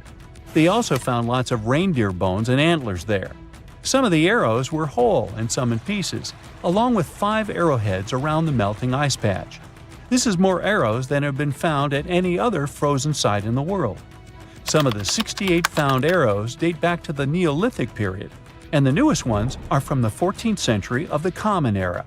Ice is like the perfect time machine that can preserve whatever ends up there in an almost perfect condition. Langfoni became famous as one of the first ice patch sites after a local hiker found a 3,300-year-old leather shoe right next to its edge. Scientists are studying places like this to understand how people used these sites and how the ice patches from Norway to North America changed over time. Now, once upon a time, around 32,000 years ago, to be exact, a squirrel buried some seeds near a river in Siberia. Am I the only one getting the Ice Age vibes? Anyway, these seeds belong to a plant with cute white flowers. Thousands of years later, a group of scientists found these seeds buried deep in the frozen ground, about as far down as a 12-story building is tall. The seeds were surrounded by ice and bones of animals, like mammoths, bison, and woolly rhinoceroses. The mature seeds had been damaged, maybe by some squirrel, but some of the younger seeds still had good plant parts inside them. The scientists carefully took those out and put them in small containers to help them grow. And here comes the coolest part. They were able to grow the plants. Their flowers were shaped a little differently from the flowers of the same plant that grows today. After a year, the Ice Age plant even made new seeds. Based on this, the scientists suggested that permafrost could be a depository for an ancient gene pool, and we could find extinct species there and bring them back to life. Scientists on an icebreaker in Antarctica were looking for whales, but found something way more unusual. The camera behind the ship, which is as heavy as a car, detected 16 million icefish nests on the floor of the Weddell Sea. The nests were located about every 10 inches in all directions and covered an area of 93 square miles, which is slightly bigger than the whole of Washington, D.C. The colony even had a distinct border, which was a line in the sand. The scientists were in the area because they were studying a special spot in the ocean where the water was a little warmer than the water around it. In this warmer water, they found tiny animals called zooplankton near the top. When the young icefish hatch, they swim up to this area to eat the zooplankton before going back down to the seafloor to grow up and have their own offspring. Since there was so much food, it made sense to see icefish in this warm water. But they didn't expect to find such a huge number of icefish nests, much more than anyone had ever seen before. New Zealand's Antarctic Heritage Fund found some old photo negatives in a hut in Antarctica. They turned out to be unique images from the Ross Sea Party. It was a famous failed expedition led by Ernest Shackleton. He wanted to become the first person to cross Antarctica by land, from the Weddell Sea to the Ross Sea, passing through the South Pole. But things went wrong when their ship, the Aurora, was blown out to sea. They had to use the hut from another explorer, Captain Robert Falcon Scott. His goal was to be the first person to reach the North Pole, but sadly, he didn't succeed either. The negatives were made of cellulose nitrate and were found stuck together in the small box. The Trust took the negatives back to New Zealand, where they carefully separated them and discovered 22 hidden images. Many of the photos were damaged, but the Trust could still recognize some familiar places around McMurdo Sound, a well-known area in Antarctica. No one knows for sure who took the pictures. In December 2021, some scientists noticed a strange mark on the Larsen ice shelf, a giant sheet of ice off the eastern coast of Antarctica. They thought it might be a river flowing under the ice, so they drilled down over 1,600 feet to check it out. They expected to find water, but they didn't expect to see that the water was full of fast-moving creatures called amphipods. The scientists also found that the water in the underground river had unusual layers of currents moving in different directions, which they still don't fully understand. Another surprising thing happened during their research. On December 20th of the same year, a volcano erupted far away in Tonga, and the pressure waves from the eruption were detected all the way down in the ice river in Antarctica. It shows how everything on our planet is connected, even in the most distant places. If you come across a well in Portugal, resist the temptation to gaze into its depths. The inverted tower in the enigmatic city of Sintra sends chills through those who encounter it as it spirals down a daunting 88 feet into the underground. It certainly wasn't designed to collect water, yet its true purpose remains a closely guarded secret. Dating back to around 1904, this well could have been involved in a mysterious initiation tradition from the Knights Templar. The Templars had faded into history almost 6 centuries before the construction of this pit, but their enigmatic traditions were revived by later generations. So one theory says that candidates seeking to join the group back then had to confront their deepest fears by facing this well, descending its spiral staircase blindfolded. When they reached the bottom of the inverted tower, they removed their blindfolds and were faced with this frightening sight. The only way out of this dark labyrinth was to keep looking up and following the light. Now imagine yourself browsing the shelves of a used bookstore until you find a book with an alphabet you've never seen before. You decide to use an image translation app but find no matches. Intrigued, you buy the book. Then you show it to your friends and family, but nobody recognizes that alphabet. Rare book dealer Winfried Voynich probably experienced the same frustration back in 1912, when he acquired what would later become the most enigmatic book in the world. The work is known today as the Voynich manuscript, and it's written entirely in an unknown language that no one has deciphered yet. The pages of this 15th century codex are filled with botanical drawings, but these aren't typical daisies or roses. In fact, they don't resemble any plant species that we know of. What makes things even stranger is the illustrations of unfamiliar constellations and women swimming in green baths. Delving deeper into the realm of mysterious texts, we set off on a journey to the Qumran Caves near the Salt Sea in the Middle East. In 1952, a team of archaeologists stumbled upon 2 scrolls made of highly oxidized copper at the site. Unrolling them was a major challenge, so they decided to cut the scrolls into 23 parts to investigate them. Imagine their surprise to see Hebrew words like gold and silver popping up. But no, it wasn't an ancient invoice. It was more like a treasure map, pointing the way to over $1 million. Unfortunately, the treasure was never found. Not for lack of trying, though. You see, the quest isn't as easy as it may appear. Some of the copper scroll's vocabulary is technical, and some geographical locations remain a mystery. There's also one last possibility. Perhaps it's all a work of fiction, like a pirate tale from the old days. People talk about Mona Lisa's almost haunting stare that seems to follow you no matter where you stand. But here's a quick question. Does she have eyebrows?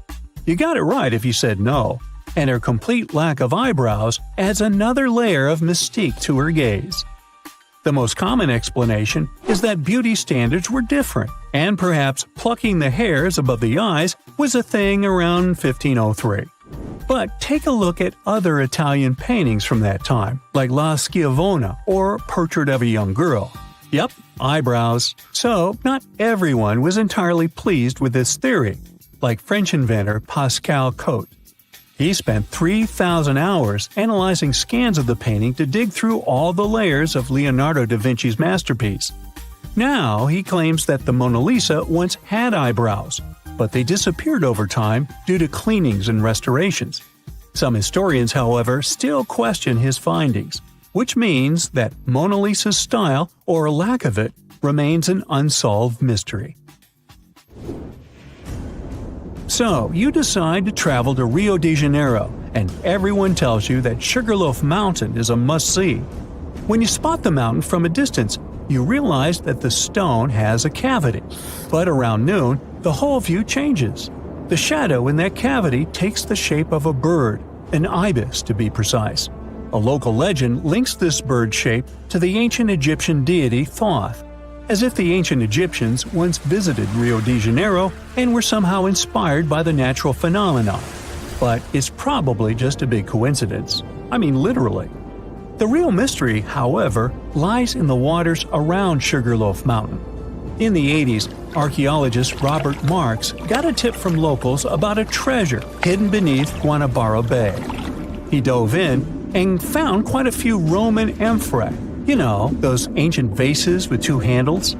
His discovery could potentially provide evidence of a Roman shipwreck that might have reached Brazil 17 centuries before the Portuguese even set foot there. However, he couldn't proceed with his research, and to this day, the idea of the Roman presence on Brazil's coast remains uncertain. The true location of Cleopatra's tomb isn't the only ancient Egyptian mystery. Many secrets are carved into the walls of ancient structures, like in the Temple of Seti I. Take a close look at this hieroglyph, and you'll notice that it resembles a modern-day helicopter. Look to the right, and you'll see an engraving that looks like a submarine. Odd, right? The most reasonable explanation for this has to do with the legacies of different rulers. When a new pharaoh came to power, they had their own hieroglyphs added over the original ones. But this is still a topic of debate, as some Egyptologists believe that these mysterious hieroglyphs may represent some kind of ancient technology. The same applies to the Dendera light. The image found in the underground passageway of the Hathor Temple is a subject of significant controversy in Egyptian history. Some researchers suggest that the inscription simply represents a rising sun, while others interpret it as evidence of some kind of modern lighting system. And it does indeed resemble Crookes' tube, one of the early experiments with electrical discharges. Although there's no concrete evidence of ancient Egyptians having modern electricity, some historians believe that this theory could help explain why many discovered tombs don't have any residues left behind from the use of oil lamps or candles. A lot has been said about the mysterious pyramids of Egypt, but many people tend to forget that other inexplicable structures had already existed even before them. Our next stop takes us to Turkey. The top of a hill known as Göbekli Tepe, near the city of Urfa, holds an ancient secret. It features more than 20 circular stone enclosures dated back over 11,000 years. Many of these have heavily carved stone T-shaped pillars adorned with eerie human figures with folded hands. The most accepted theory is that it's the world's first temple, likely used for rituals or social events. But the greatest mystery lies in how it was built, as this site existed before the domestication of animals or the use of metal tools. So the construction must have been very difficult, challenging our understanding of the historical timeline.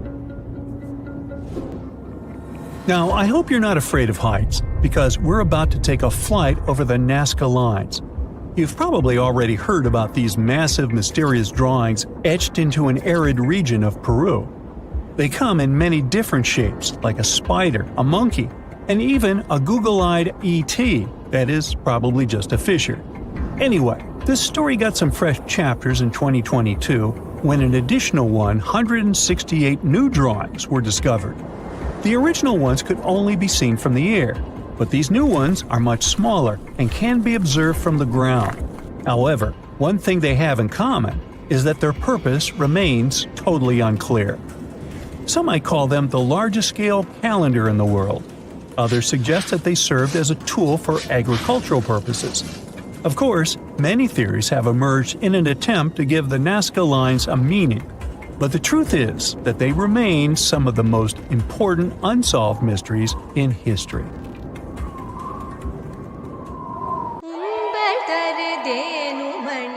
Let's dive into the fascinating world of Tamil, a language that's truly one of a kind.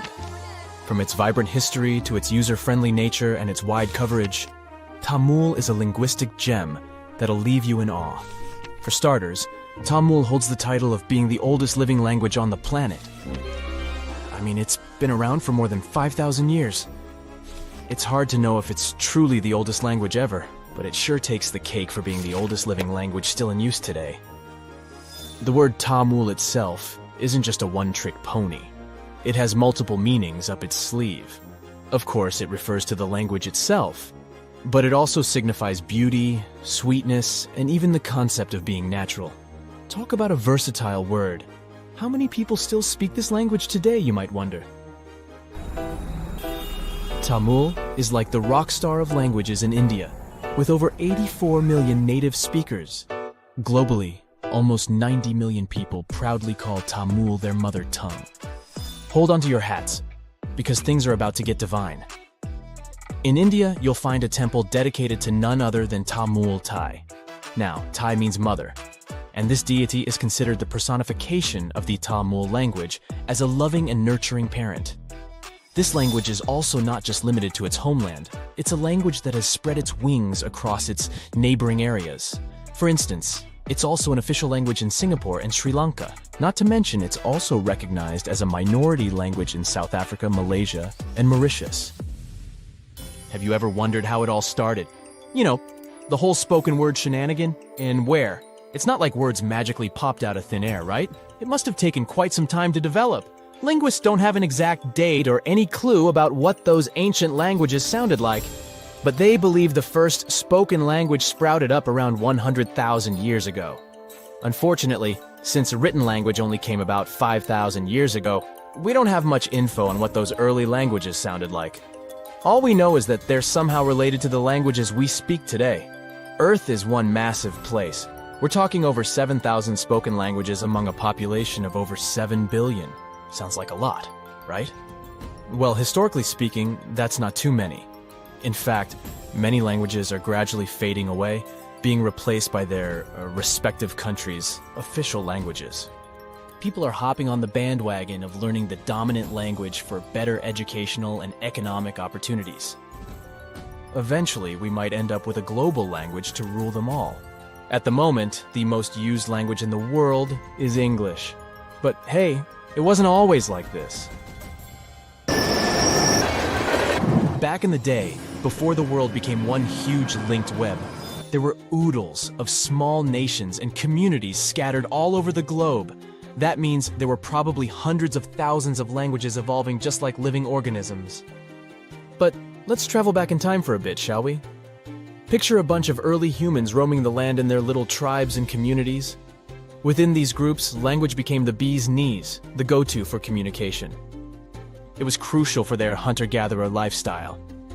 This language thingamajig allowed them to hunt like pros, multiply their numbers, build cool stuff, and survive in all sorts of gnarly conditions, even at high altitudes. Plus, it gave them a leg up on their rivals, like the Neanderthals. Sure, those folks may have been smarter and stronger, but it's widely believed they didn't gather together as Homo sapiens did. And so, about 40,000 years ago, poof, bye-bye Neanderthals. It just goes to show that language is quite a handy-dandy tool. Or at least that's one of the theories. Fast forward a bit, and humans had conquered all the major land masses.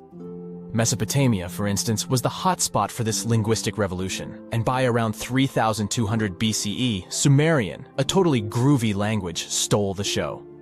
To this day, it's one of the oldest ones we know of, if not the oldest. What's interesting is that Sumerian had no linguistic siblings. It was like the loner kid on the linguistic playground. Let's look into the Sumerians' writing skills for a bit too. It's nothing like what we're used to today. Scientists have named it cuneiform writing, and it emerged as a means to record trade and political information. As a matter of fact, the first recorded name in history wasn't of a king or some powerful figure.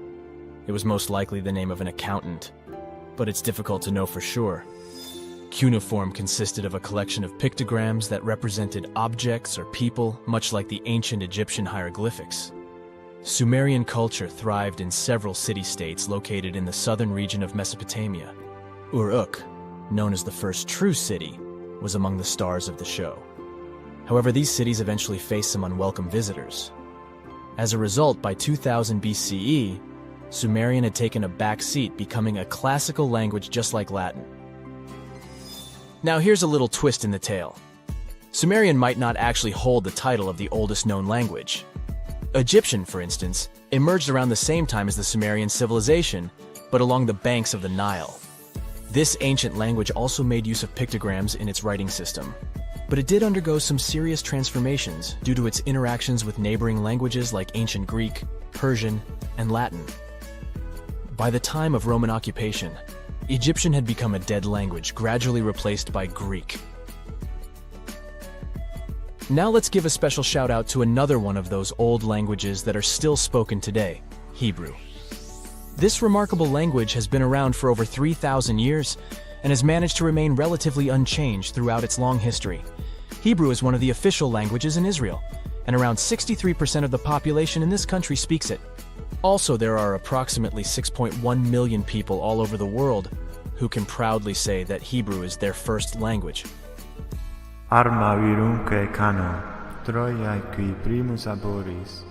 We can't finish up this list without mentioning the amazing Latin language.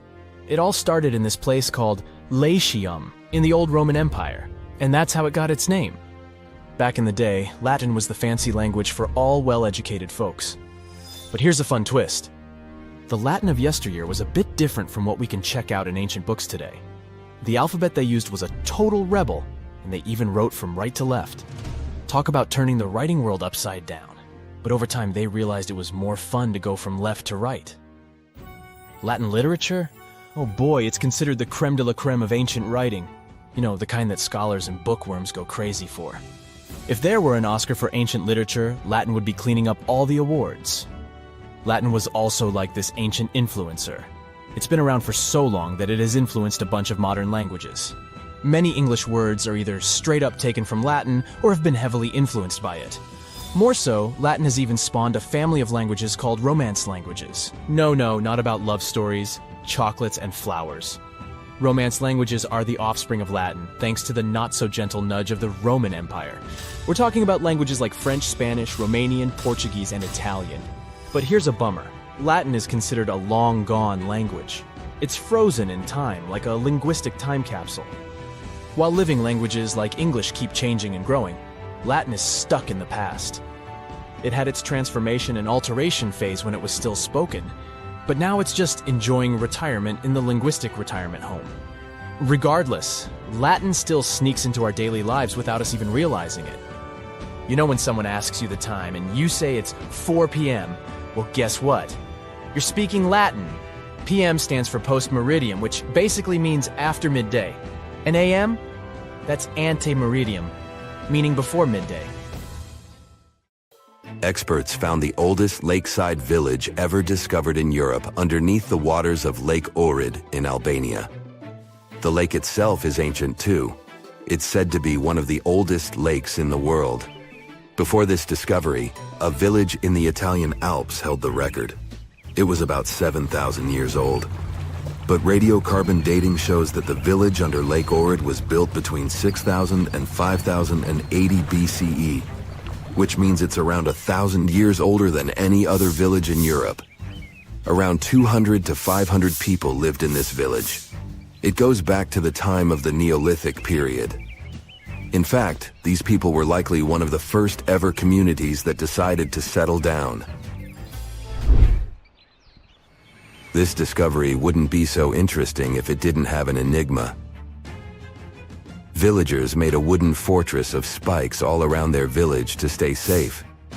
But safe from what? Something mysterious. These locals went through all the trouble of building their homes on stilts over the lake and surrounding it with spikes for defense. Why did they make things so complex? That's what archaeologists are trying to figure out.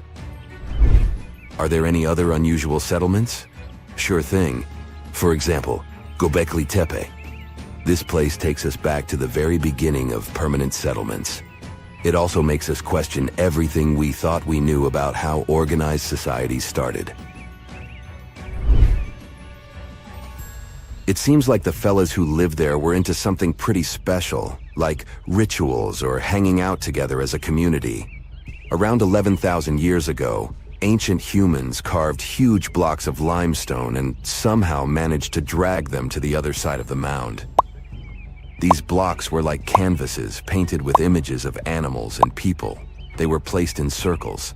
Underneath these stones, you'll find the same massive pillars as the ones from the other side of the mound.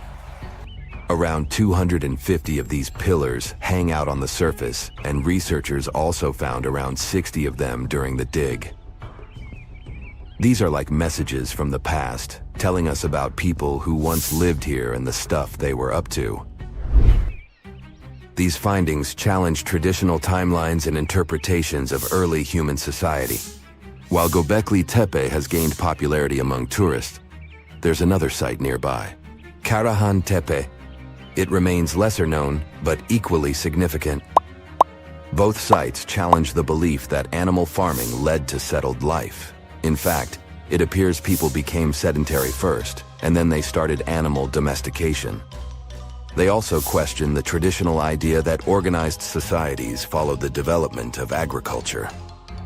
These ancient sites suggest that organized communities existed before agriculture, possibly with cultic or communal rituals. These structures suggest complex, multi-purpose functions rather than just religious ones. People gathered in these places for discussion and storytelling, fostering a collective identity. These buildings might mark the beginnings of a cohesive community, showing the emergence of horizontal hierarchies and knowledge sharing. Let's move to the other side of the world. Mexico's 1,500-year-old unknown pyramids are worth talking about. These pyramids have stood strong for all these centuries, all thanks to a secret ingredient from the prickly pear cactus. With its help, indigenous builders crafted these ancient marvels. Gray volcanic rock pyramids rise like a mini mountain range. As we get closer, it becomes clear that skilled hands etched identical steps into the hard rock, forming a staircase of the largest pyramid. The two smaller pyramids, called the House of the Wind and the House of the Longest Night, share the same human touch. Legend has it that these structures hid treasures. But it wasn't until Mexican archaeologists started digging there in the early 2000s that the secrets began to unravel. The House of the 13 Heavens was built around 540 BCE to keep track of time. After all, it wasn't so easy for ancient people to keep track of dates in the days before clocks and calendars. Instead, they looked at the skies and celestial objects. Think of the pyramid as their own cosmic calendar. Its corners matched up with solstices and important dates for planting and harvesting. When you stand on the steps these days, the sun lines up perfectly with the corresponding corner. But these pyramids aren't just about telling time. Quiroz and Zepeda, archaeologists on a mission, are trying to piece together the clues. They've recovered a few artifacts, and that's how they've learned that the ancient builders used the sticky substance from prickly pear cactus leaves to hold their creations together. This ancient technique is still used by some indigenous people today. One surprise after another. The House of the 13 Heavens reveals a skeleton older than the pyramid itself, nearly a millennium older. This means that people carried this body with them for 950 years. It's another mystery. The next stop is Duna de Bolonia. It's a Spanish sand dune hiding Roman ruins. This sand pile is near the edge of Europe, reaching out toward North Africa. It's more than 98 feet tall and 656 feet wide. As the winds move and the dune shifts, it reveals pieces of history hidden deep within it. Climate change boosts those winds, moving the dune even more.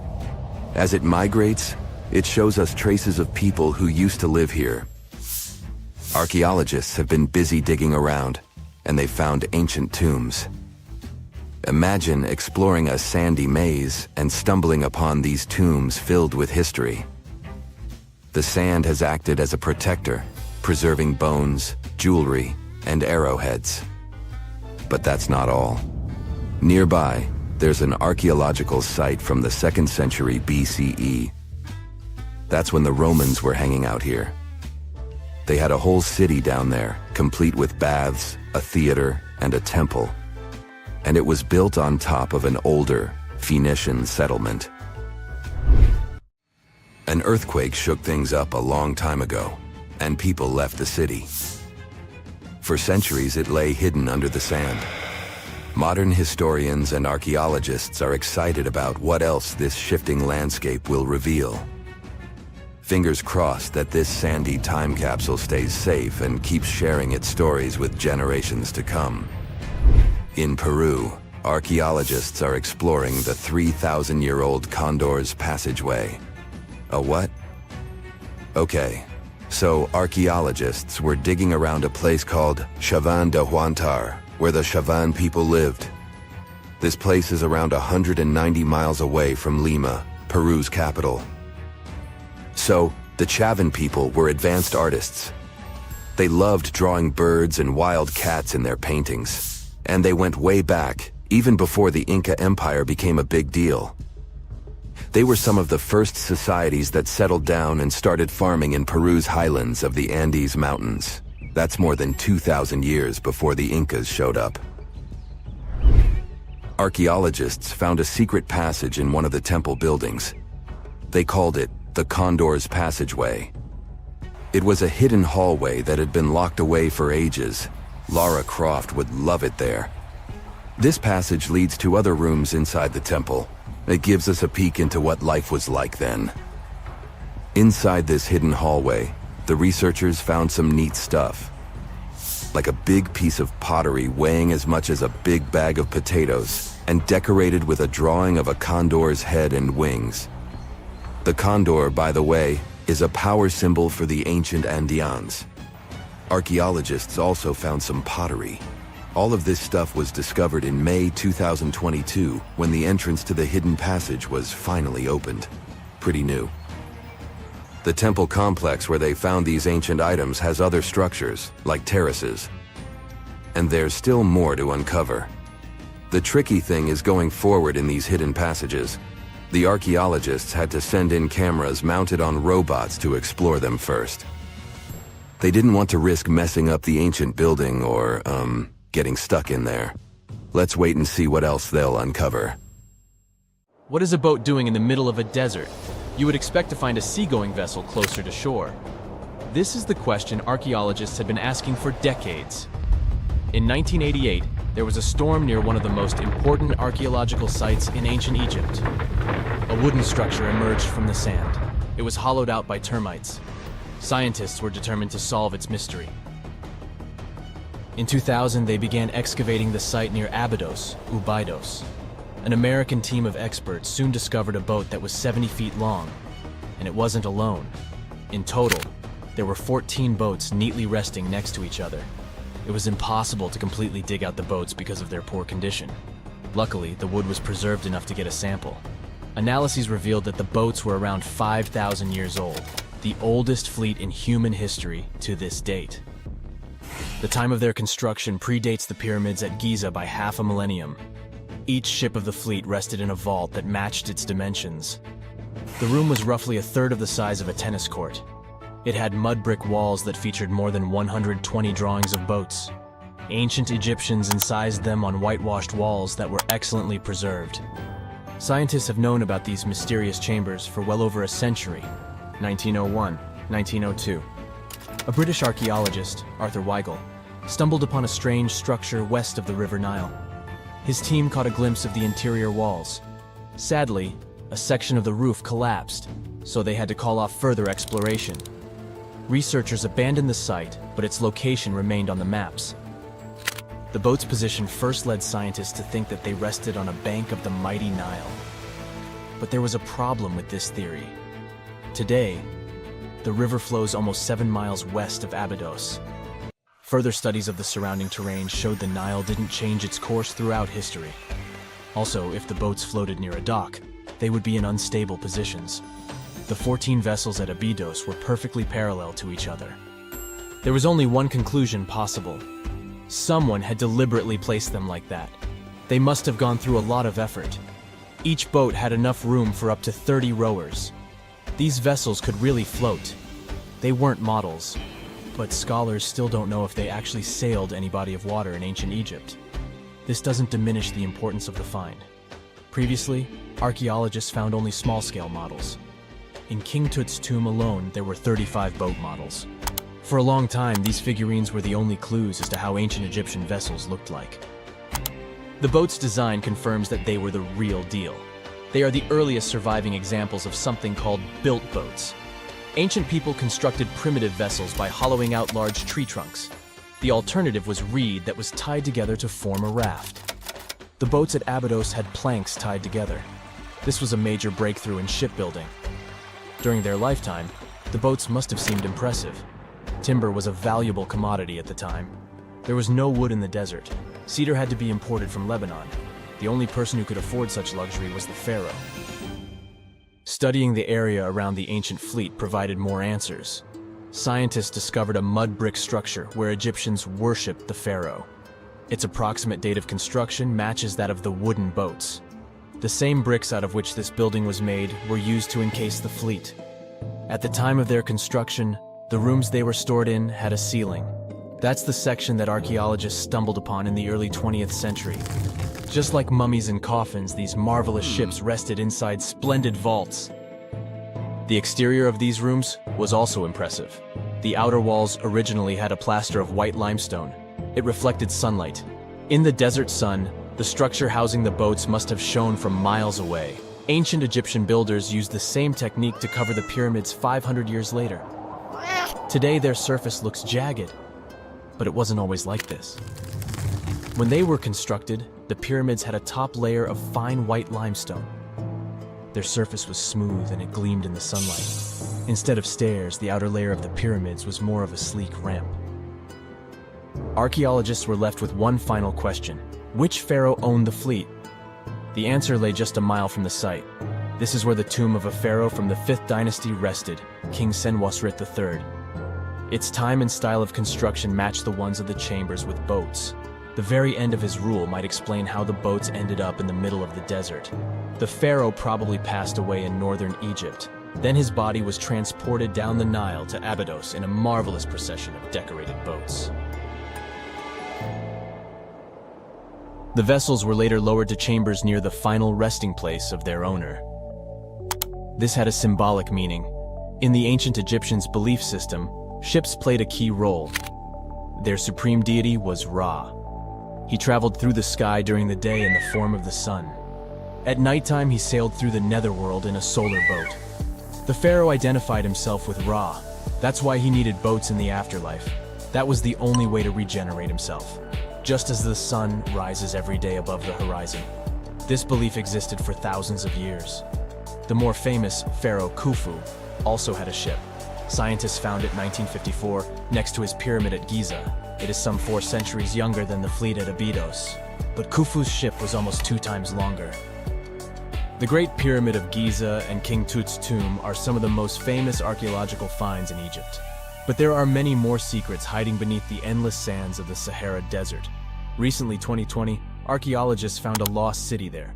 They have labeled it as the most important discovery since King Tut's tomb, 1922. The city of Aten is some 3,000 years old. Historians hope it will give them a unique insight into the everyday life of ancient Egyptians. The famous archaeologist and Egyptologist Zahi Hawass proclaimed the site a lost golden city. Aten sits some 300 miles south of Egypt's capital, Cairo. It is close to the famous Valley of the Kings. Archaeologists first found sections of mud brick walls that spread out in all directions. They discovered complete rooms with tools of everyday life inside. The research team unearthed a bakery, a residential neighborhood, and an administrative district. They all date back to the time when the Egyptian civilization was the wealthiest in its long history. They were also the first to make objects from iron. In 1911, scientists found a set of iron beads near a village in Lower Egypt, El Gerza. These are the earliest known iron artifacts. The discovery is literally out of this world. Ancient people made them by beating into shape a piece of a meteorite. The 9 beads were once part of an ornate necklace. They are now blackened and corroded, which is perfectly normal for a piece of jewelry that is over 5,000 years old. They consist of an iron-nickel alloy. Researchers were impressed by the skill of ancient jewelers who processed the beads. Their craftsmanship is more impressive when you think that they didn't know the stellar origins of the material. The Great Pyramid of Giza also has a remarkable feature. An international research group investigated the electromagnetic response of the structure to radio waves. They found that the pyramid has the ability to concentrate electromagnetic energy inside it. This occurred inside its chambers as well as under the pyramid's base. It contains an underground, unfinished chamber. It seems that the electromagnetic response is connected with the properties of limestone, the Great Pyramid's main building material. The research results might have a practical application. The way solar cells and nanosensors function could be improved by this remarkable find. Canada is known for its snowy mountains, untouched forests, pristine lakes, friendly, helpful people, eh? And that delicious maple syrup. Now they get to add something else to the list: the world's oldest water. Back in 2016, researchers drilled down 1.9 miles and found an ancient pool of water at Kidmine, Ontario. The water was believed to be at least 2 billion years old. Not fresh water. The water was found bubbling up in caverns deep underground, inside the 3 million square miles of the Canadian Shield, one of the world's largest geological continental shields. The area endures very little plate tectonic activity, possibly explaining how the water remained untouched for so long. Scientists and researchers analyzed the water and found dissolved gases of helium, argon, xenon, and neon, untouched by any outside source. There were even traces of microbes dating back billions of years. This was a stunning find for science that allowed us to gaze back in time at a lost world. If life-supporting water can be found miles below the Earth, it could be possible to find the same thing on other planets, like Mars, Saturn, and Jupiter's moons as well. Point Nemo is the furthest point from land on Earth, officially called the Oceanic Point of Inaccessibility, kind of like my parking space. It's so far from land that the closest humans to it are usually astronauts. The International Space Station orbits the Earth from around 250 miles away, while the closest populated spot to Point Nemo on Earth is more than 1,670 miles in all directions. Since its real title is a bit long, it was nicknamed Point Nemo after Captain Nemo from Jules Verne's 20,000 Leagues Under the Sea. Nemo means no one in Latin, which suits this area perfectly because there's no people around. The Crooked Forest is found in Gryfino, Poland. It's a grove of 400 unusually curved pine trees that were planted around the 1930s. They bend northwards at a sharp 90-degree angle from the tree's base, but then remarkably turn back to grow straight up into the sky. Some of the curves reach out 3 to 9 feet sideways, but the trees are healthy and many grow to nearly 50 feet tall. These crooked pines are surrounded by a larger forest of straight-growing pines. There's no explanation as to why they're bent the way they are. The theories for this strange development range from weather conditions to human intervention, but no one knows for sure. The Hamza River is one of the longest and widest rivers in the world, and it sits right underneath the Amazon River itself. At a depth of 2.5 miles, this river flows a little more than a trickle compared to the great river above it. The push of the Amazon River's water into the Atlantic is around 35 million gallons per second, while the Hamza only manages 1 million gallons per second. Either way, there's no choice but to go with the flow. Around the same length as the Amazon itself, 3,700 miles, it's the width that stunned the science world. It's 125 to 250 miles wide, compared to the Amazon's width of about 1/2 mile to 60 miles wide. The Cave of Crystals was discovered in 2000 when miners drained water from a zinc mine in Chihuahua, Mexico. The state, not the dog. What scientists found was an enchanting cave filled with colossal gypsum crystals that were larger than 33 feet and over 3 feet wide. They were so pure that scientists were unable to work out how old they were, but researchers believe they discovered a 50,000-year-old sample of bacteria inside one of the crystals. Also known as the River of Five Colors, Caño Cristales is one of the most amazing natural wonders in all of Colombia. The area is filled with waterfalls, pools, and caverns, but the river itself is the true wonder. Every year, between June and November, the river hypnotizes spectators with amazing yellows, greens, blues, blacks, and red shades to create a liquid rainbow. A red plant that grows in the riverbed is the main cause of this unique phenomenon. Other colors come from the black rocks, green algae, clear water, and yellow sand, producing a pearly effect. The colors change every year because of the plant's growth from rainfall, temperature, and sunlight. During the rest of the year, the riverbed appears in a dull green hue. Scientists in Hawaii discovered that red algae were making sounds in the waters around coral reefs. The noise was believed to come from the loud snapping shrimp, until researchers put the sound and presence of algae together and started monitoring the bubbles. As the algae use photosynthesis for food, they produce tiny bubbles that collect on their surfaces. When the bubbles separate off the plant, they make a ping or popping sound. Reefs can be smothered and suffocate if they're covered by too many algae.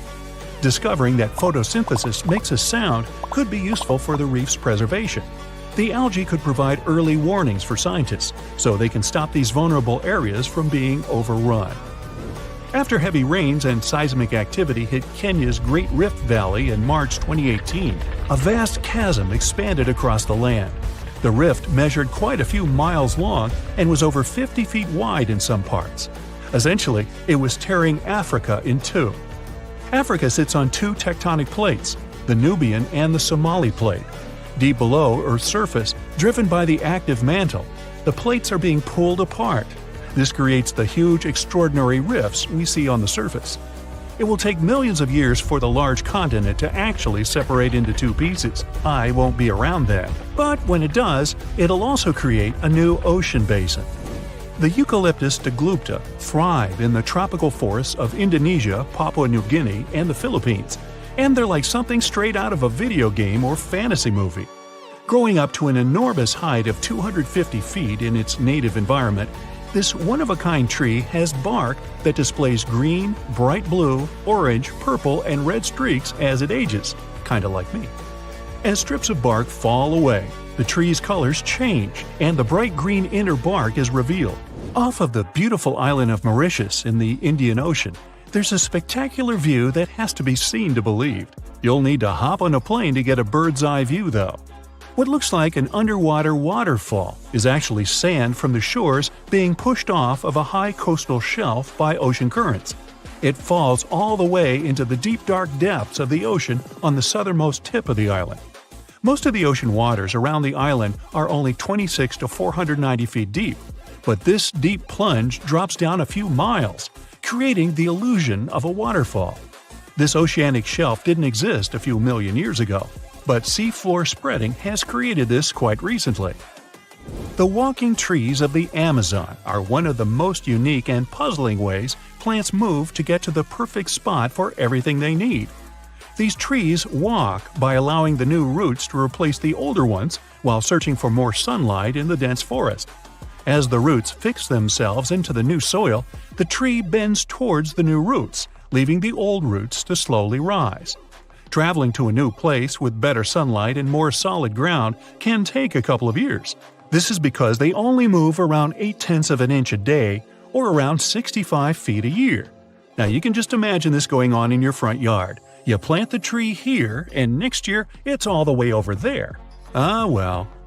Down in southern Costa Rica, 300 stone petrospheres are dotted all over the forest. Some weigh as much as a bowling ball, while others can be up to 15 tons. Their purpose and how they were made so long ago are lost to us. Discovered in the 1930s, a lot of them were removed and transported around the world. It wasn't until the 1970s that we began to preserve and protect these stones. While the stones are mostly a mystery, archaeologists know they're made from granodiorite rock, similar to granite. If they were carved by a civilization, their near-perfect shape must have been made by chiseling away with small stones. Ethiopia's Danakil Depression is an environment that looks like it belongs on another planet. Filled with lava pools, bright neon-colored hot springs, and vast salt flats, it's also the contender for the hottest year-round temperature of 93 degrees Fahrenheit. Poisonous gases fill the area with hot springs filled with acid. Worse, it only receives up to 8 inches of annual rainfall. It's also one of the lowest places on the planet, at 410 feet below sea level. No wonder it's one of the most inhospitable places on the planet. Hey, sounds great. No crowds. Let's go. Egyptian archaeologists made an extraordinary discovery near Cairo just recently. Drumroll, please. The most ancient and most complete mummy yet discovered in the country. Yes, they were keeping it under wraps. The 4,300-year-old mummy was found in a group of tombs close to the step pyramid of Djoser, dating back to the Egyptian Old Kingdom. It was covered in layers of gold. The team also found several other tombs, including one belonging to an ancient Egyptian official and another belonging to a secret keeper who had the power to perform special ceremonies. Another interesting tomb was that of a writer, which featured the largest statues ever found in the area. This vast burial site is also home to more than a dozen pyramids and resting grounds. Probably one of the most famous mummies in the world is that of Hatshepsut. She ruled Egypt like a boss for around 20 years, building all sorts of impressive buildings and creating new trade routes. But when archaeologist Howard Carter found her tomb in the Valley of the Kings, her sarcophagus was empty.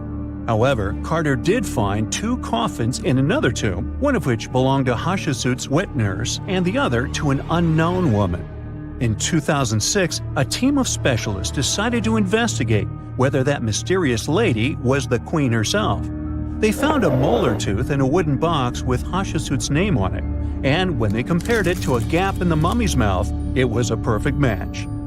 Ramses II was a pretty impressive ruler, but it was his mummy that eventually made history. Now, we don't hear too much about his daddy. Okay, I'll stop. Ramses is considered to be the most powerful pharaoh in all of Egypt, as he reigned for a whopping 6 decades. He also lived to be over 90 years old. Now that's pretty amazing, considering the time he lived in. Ramses II supposedly had over 100 offspring too. Talk about a big family. When he passed away, his body was originally buried in the Valley of the Kings, but some sneaky guys tried to rob his tomb of all his treasures. Officials back in the day weren't having any of that though, so they moved his body to a secret location to keep it safe. Fast forward to the 1800s, and Ramses II's mummy was discovered along with a bunch of other rulers and important officials. But it wasn't in the best condition, so archaeologists flew it to Paris to get it, pampered. Problem was, he couldn't just be transported into another country. The only solution available was to give Ramses II his own passport. His occupation was listed as king, and the document even featured his photo. Most mummies aren't necessarily known for having the most hydrated skin. But that of an ancient woman, also known as Lady Di, proves otherwise. No, not that Lady Di. This wealthy lady from ancient times was discovered in an ornate tomb in 1971, and she looked fabulous, if we can say so about a mummy. Thanks to the special conditions in her tomb, like the moisture in the environment and the lack of oxygen, her body was almost perfectly preserved. Her skin was soft, her hair was on point, and she was still flexible. The museum that now proudly displays her mummy also shows a ton of fancy items that were buried with her, like dinnerware and musical instruments. Archaeologists investigated the mummy further and discovered that she passed away from a heart attack at around 50 years old. Even though it hasn't been around for over 2,000 years, Lady Di is still making history. The mummy of Otzi the Iceman was discovered in the Alps in 1991. Austrian authorities initially thought he was a modern mountaineer because he was so well preserved. Turns out, he was actually from the Copper Age. He was found in a mountain pass over 10,000 feet above sea level. Through studying his mummy, we've learned so much about life in Copper Age Europe. For example, we know that he was a native of Central Europe and enjoyed eating meat. He also suffered from arthritis, narrowing arteries, and intestinal problems. But he likely used acupuncture and medicinal herbs to treat these conditions. And apparently, he was pretty handy with tools. He sharpened them just days before his untimely demise. Who knows if he was expecting trouble or just getting ready for some routine work. Now, King Tut and his story is most likely the one that made all mummies famous. This pharaoh passed away at the young age of 19, more than 3,000 years ago. But his mummy is still one of the most well-known in the world. When his tomb was opened in 1922, people went wild because it was still intact, unlike many other royal tombs. It had some seriously blinged-out coffins, including one made of solid gold. Not only did Tut's tomb give us a glimpse into ancient Egyptian history, but his mummy also taught us a lot about the time he lived in. DNA analysis helped identify his parents and revealed that the pharaoh had a rare bone disorder that might have made walking a bit tough. Now, Ginger is most likely one of the coolest mummies you'll ever hear about. He's like a time traveler from 5,000 years ago who's still looking fly with his golden hair and perfectly preserved nails. Ginger was discovered in Egypt and is believed to be the earliest known mummified body. Before people even knew about mummification, they used to place bodies in shallow graves in the hot, dry sand. And since the sand absorbed all the water, bacteria couldn't reproduce and the body was preserved naturally.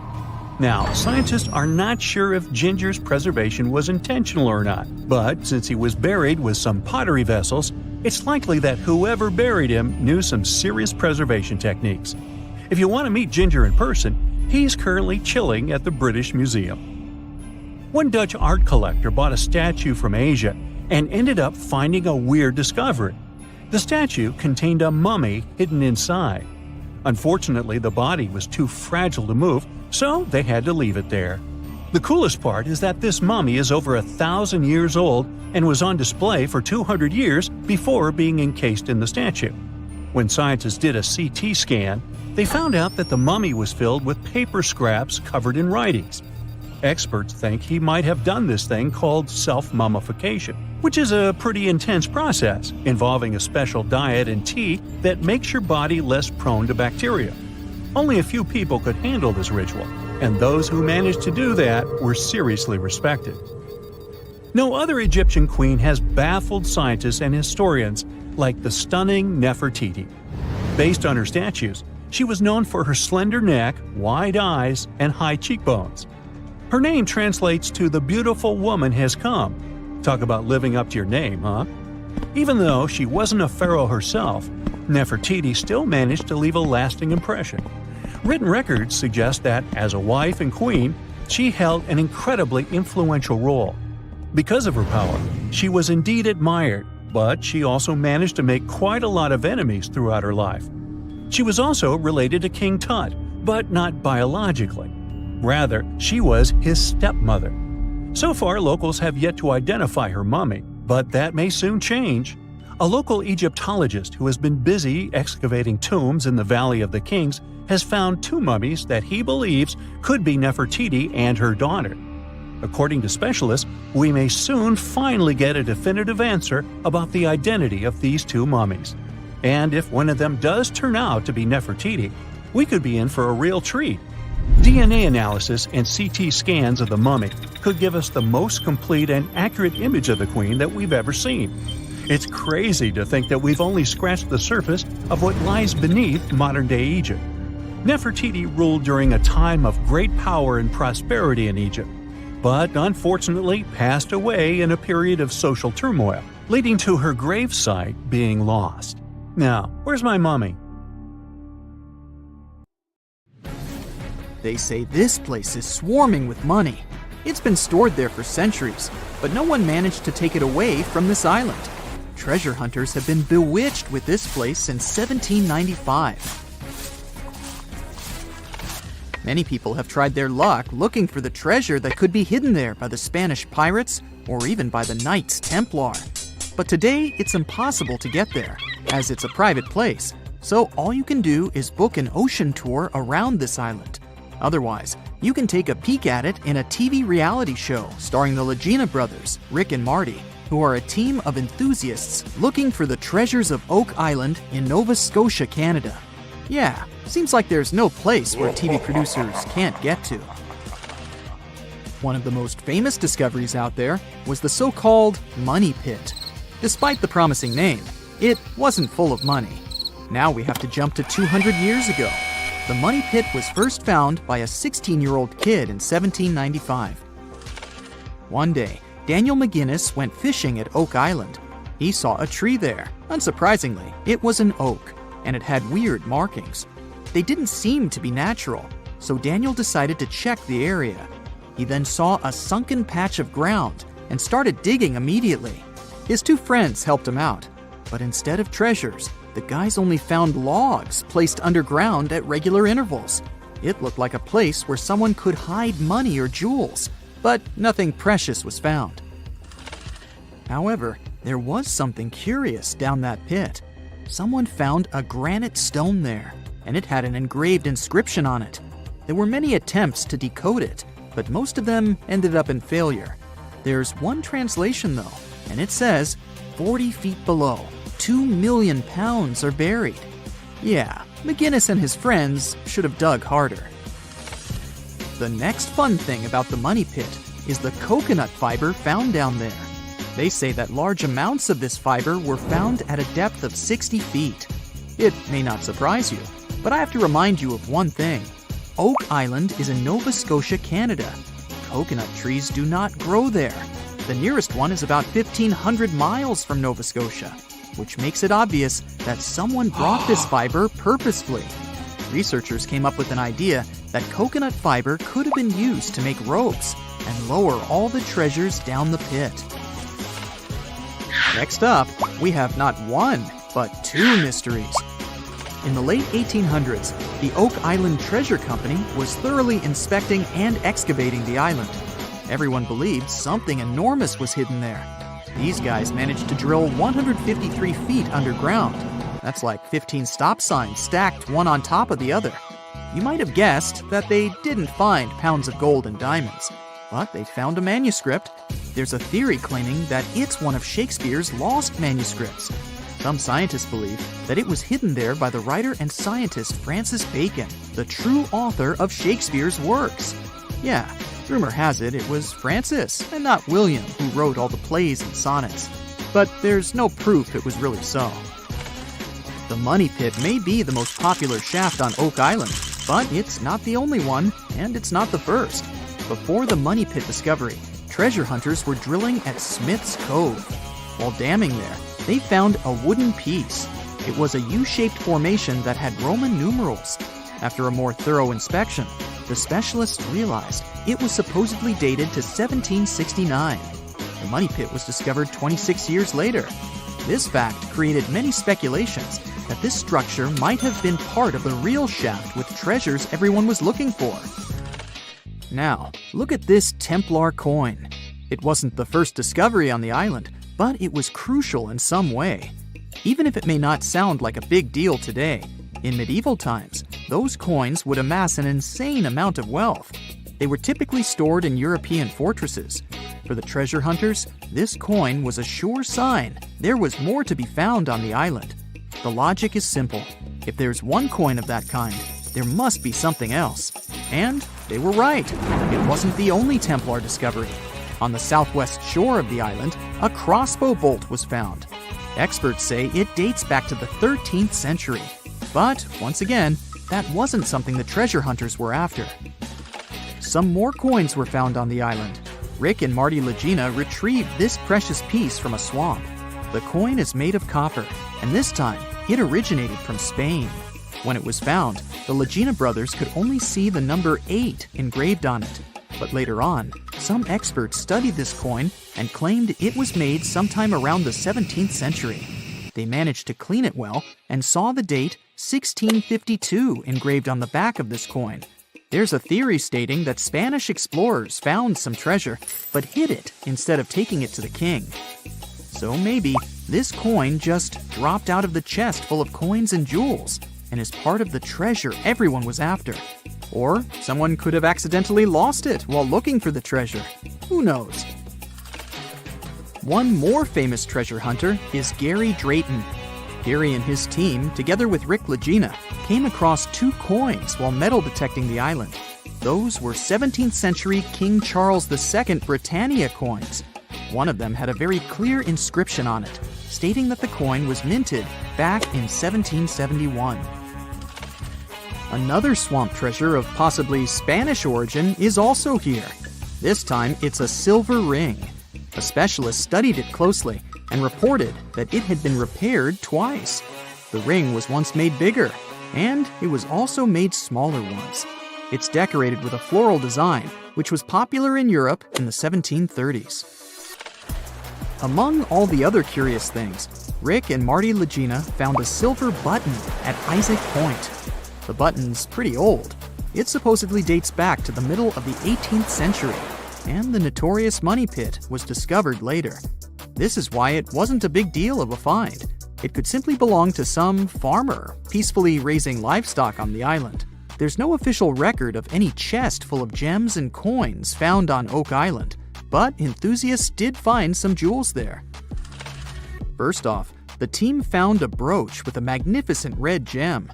They mistakenly thought it was a ruby, but a professional gemologist stated it was a garnet.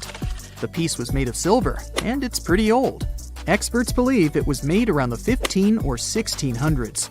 Another brooch they found didn't have any gems on it. but it had an intricate design.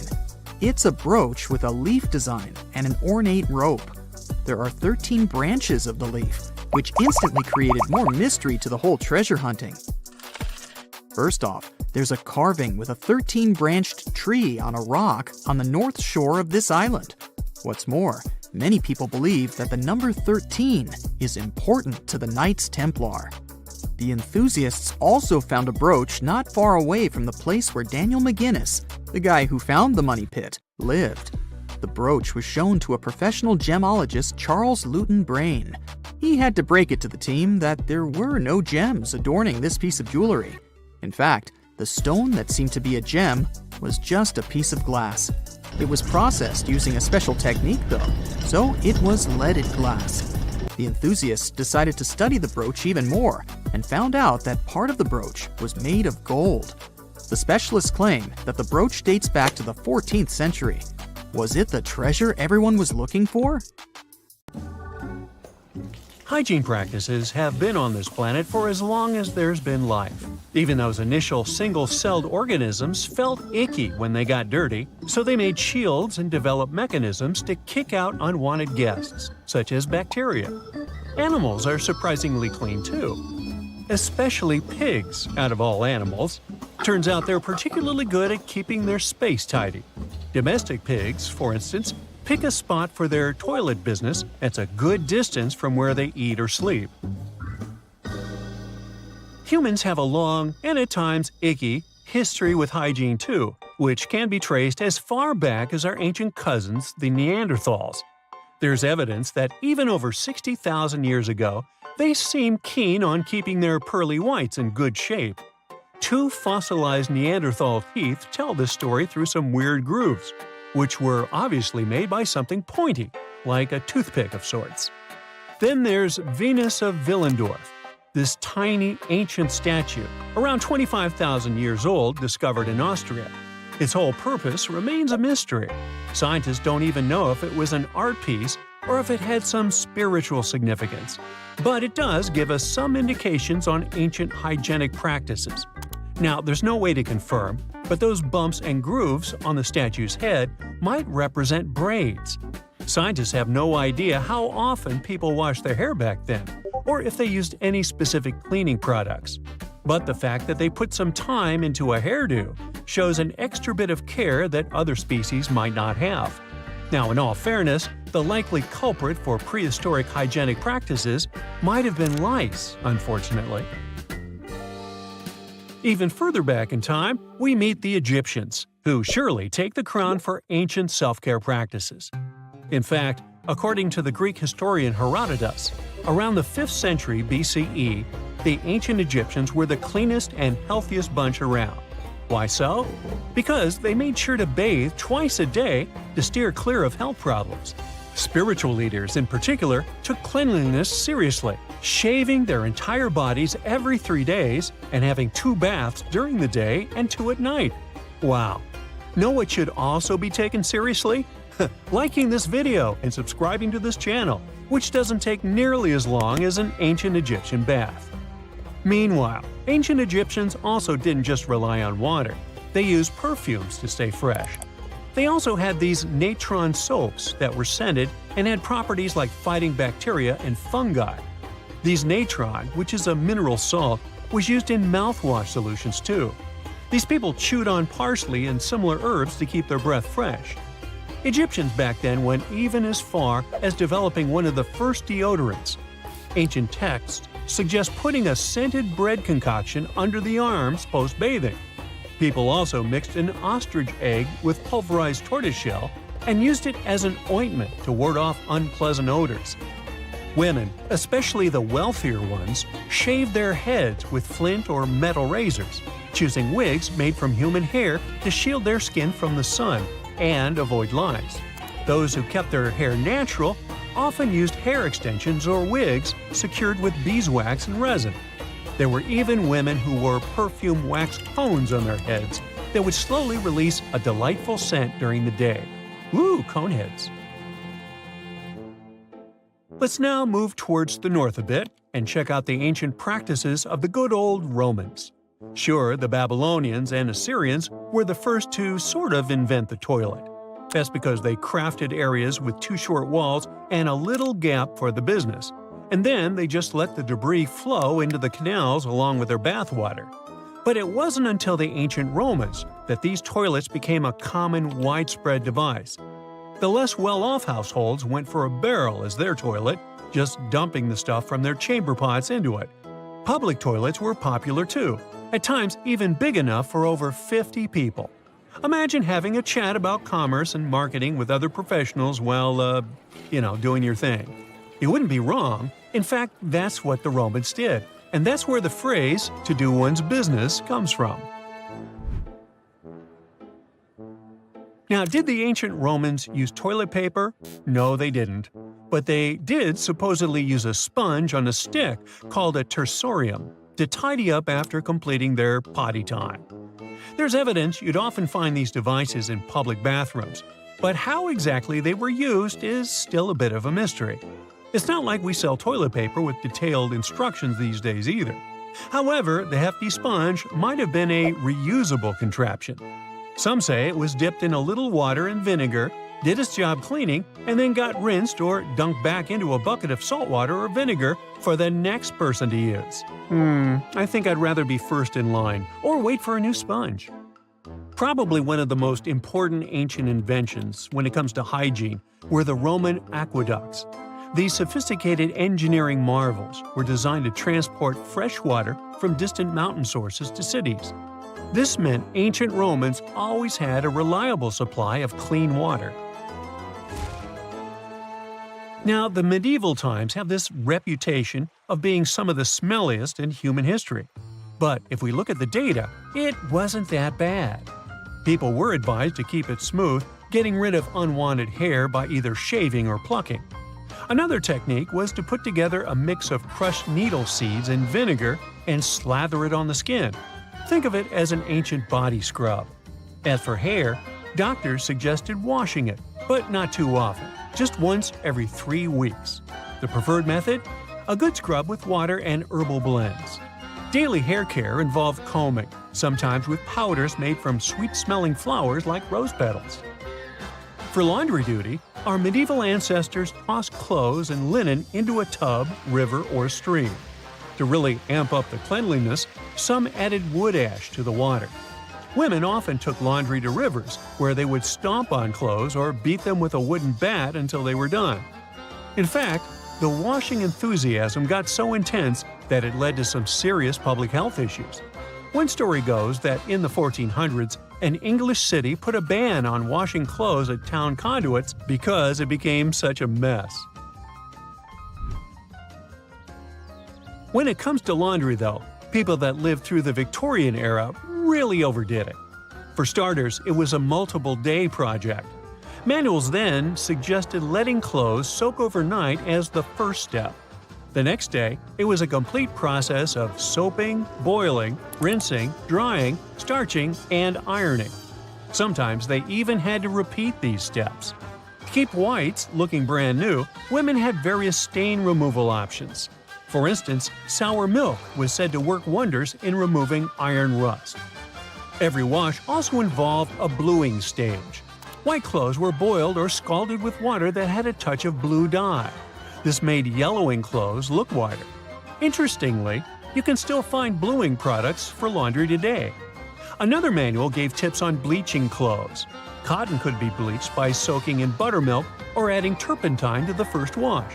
Muslin fabric needed a chemical mix after the initial soap boil, followed by sun drying.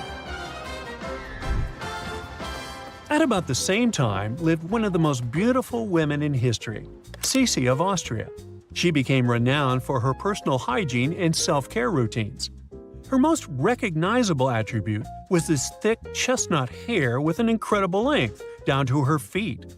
It took her 3 hours per day just to manage it. Every morning she'd have a cold bath, a massage, and then she'd sit down in a chair for hours, letting her hairdresser do her job. Cece's skincare regimen was equally as outrageous. Obsessed with keeping wrinkles at bay, Cece put crushed strawberries to her hands, neck, and face. She also slept with a custom mask on, lined inside with pieces of raw veal. The woman also spent time in warm olive oil baths to keep her skin soft, and for everyday bathing, she used distilled water. Cece also made it a habit to sleep without any pillows, because she believed it would benefit her skin. Kind of obsessive, wouldn't you say?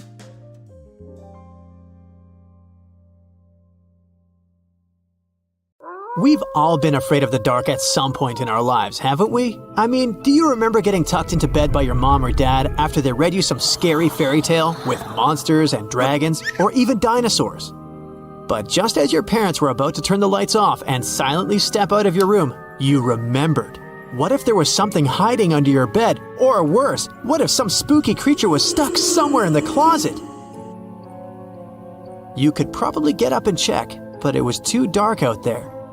Wouldn't it be great to have some source of light that would come from within your body? You could always use it whenever you get surrounded by darkness. Unfortunately, as humans, we aren't able to do that. But there are a bunch of creatures out there that can, in fact, light themselves up. That's thanks to a little something scientists call bioluminescence. Animals and fish living in the ocean tend to have this talent more often than others. And you can find these creatures anywhere, close to the surface or deep down at the bottom. 2.5 miles deep if you have a knack for numbers. These creatures use their light for a lot of things, like communicating with other members of their species, luring in prey, and even scaring away enemies. Bioluminescence is basically an organism's ability to emit its own light. Chemistry has a lot to do with it. Such animals use two chemicals, one called luciferin and the other called luciferase. Add a bit of oxygen and bam! Light! Should you ever wonder if you actually observe bioluminescence or if someone just dropped a glow stick in the ocean, be on the lookout for neon blue, green, or even red sparkles in the sea.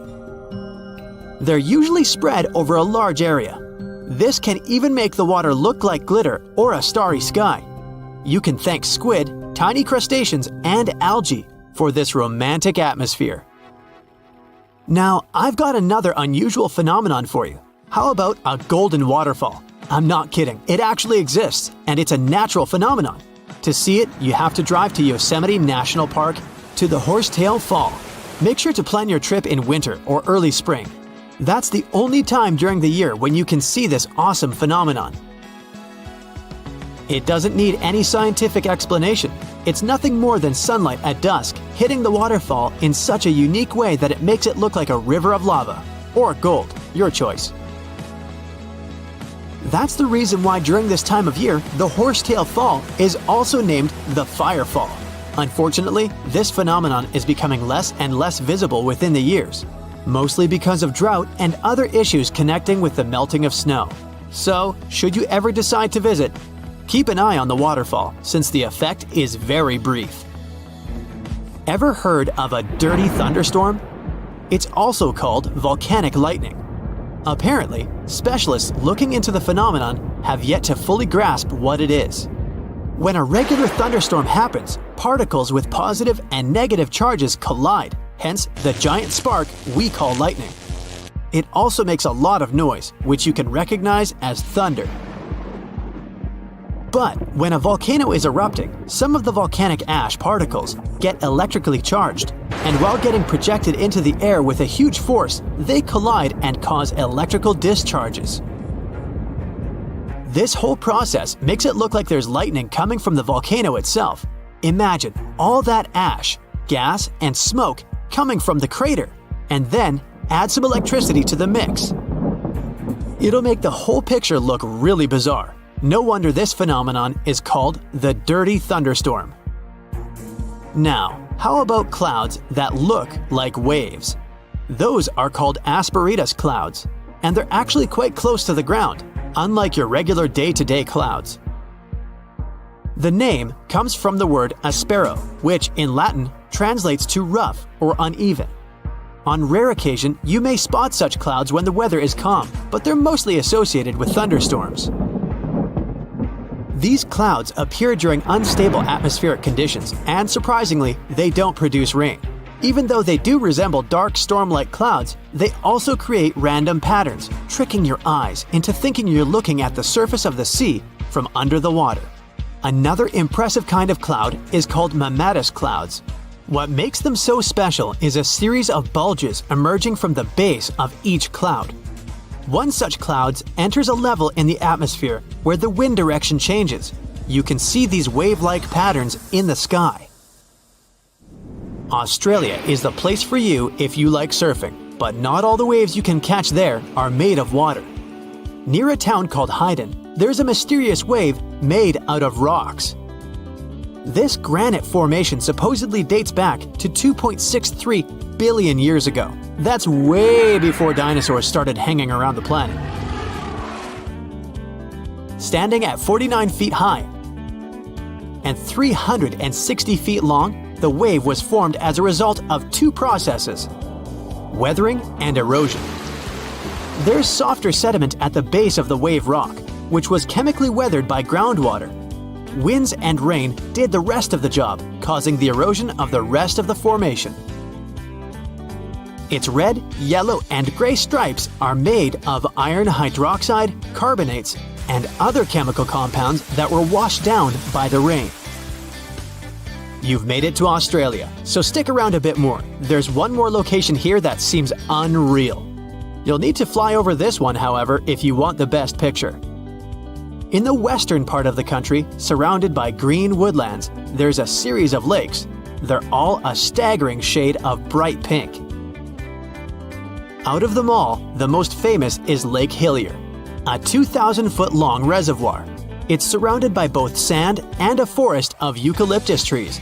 This makes the cartoon-like hue of the lake stand out even more.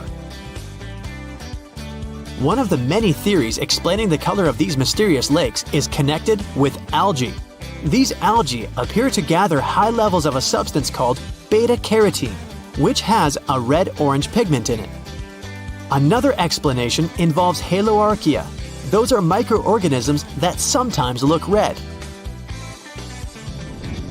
Even if you don't enjoy flying, the lakes are great for taking a swim. They're not toxic, even though they have loads of salt in them. This means you'll be able to stay afloat easily, and the water won't damage your swimsuit. During winter up north in Canada, a bizarre phenomenon happens at Lake Abraham in Alberta. Underneath the frozen surface, you can spot some weird objects that look like frozen jellyfish. It's definitely not the case, as these creepy formations are just frozen methane bubbles. Those are pockets of gas that were trapped underwater and got stuck there after the lake had frozen. They appear when leaves and grass fall into the water and bacteria digest them. This process transforms them into methane.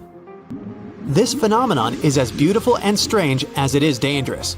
The pockets of methane can easily become highly flammable. When the temperatures rise during the spring, the ice melts and these bubbles start popping and fizzing. It's a spectacular sight to observe. Picture a lake filled with soda. Remember not to bring any source of fire. It can be very dangerous for visitors. You can check out these types of lakes all across Canada's Banff National Park. Nature often tends to make its own music. Just listen to the sound of crickets at night, or the soothing noise of a waterfall. But in Bucks County, Pennsylvania, there's a strange geological phenomenon which takes nature soundtracks to a completely different level. These are called the ringing rocks, and scientists still can't explain their unusual behavior. If you strike these rocks with a heavy object, like a hammer or another rock, the stones will make a ringing sound, as if they were hollow, but they're not. What makes the ringing rocks even more bizarre, apart from the mysterious sound they make, is that no animal wants to hang around there. Even though the rocks are surrounded by a thick forest, scientists haven't managed to trace any animal activity in the area yet. Even more striking is the fact that despite all the trees around the rocks, you won't find any leaves lying on the boulders. What makes these rocks so unappealing for both animals and vegetation is still up for debate. This hidden village is called Aogashima. It's located right in the middle of a volcanic crater. You can find it to the south of Japan, in northernmost Micronesia. The story goes that a volcano erupted in the Philippine Sea in the 1780s, causing a lot of harm to a nearby community. Half of the population managed to escape the massive eruption and came back years later to rebuild their village. At the moment, about 160 people are living there peacefully, even though the volcano is still considered to be active. Huacachina in Peru lies in one of the driest climates in the world, and still, it's a beautiful town, surrounded by lush palm trees. It also has a lagoon, which is said to have special healing properties. The settlement has a little over 90 residents that manage small businesses. Most of them use sand as their primary resource. Some offer sandboarding services or even provide luxury dinners in the desert. For over 500 years, a small group of people has been living on a cliffside of a peak called the Green Mountain. It's one of the most remote places in Oman and in the whole world. The only way to reach the settlement is on foot, by mule, or by all-terrain vehicle. It's called Al Sogara, and you need to hike around 20 minutes up a steep stone staircase to get there. The village appeared back when the locals chiseled their houses into the mountain stone to protect themselves from storms and the cold. 5 families of the Al-Sharaki tribe still call this place home, about 25 people in total. A lot of other villages like this one can be found in the region, but Al Sogara is special because it's the only one that is still inhabited. Up until 14 years ago, there wasn't even electricity or telephone lines here. The nearest road you could drive on was 9 miles away. Since there were no schools, people had to learn how to read and write at home from their elders. To this day, the villagers continue their traditional practice of building their homes by carving them directly into the mountain rock. One of the most beautiful Greek gems is Monemvasia, a castle town located in southeastern Peloponnese. It was designed to be invisible from the mainland for added protection. You can only see it from the sea, and to reach it, you need to follow a narrow pathway that connects it to the mainland. That's actually how its name came into being. It translates to a single passage. Monemvasia was built in the Middle Ages, exclusively carved in the mountain rock. These days, a lot of old mansions have been turned into guest houses and boutique hotels. Not only is the architecture amazing and beautifully preserved, but it's also surrounded by crystal clear waters. A town with no roads? Pack your bags for Giethoorn in the Netherlands, if you don't mind traveling by boat. The town is very peaceful, probably because everyone here travels by canals. Even the mail gets delivered by water. Since there's no car traffic and people rarely move around, the town is really quiet. So quiet that the loudest sound one can hear is the quacking of a duck every now and then.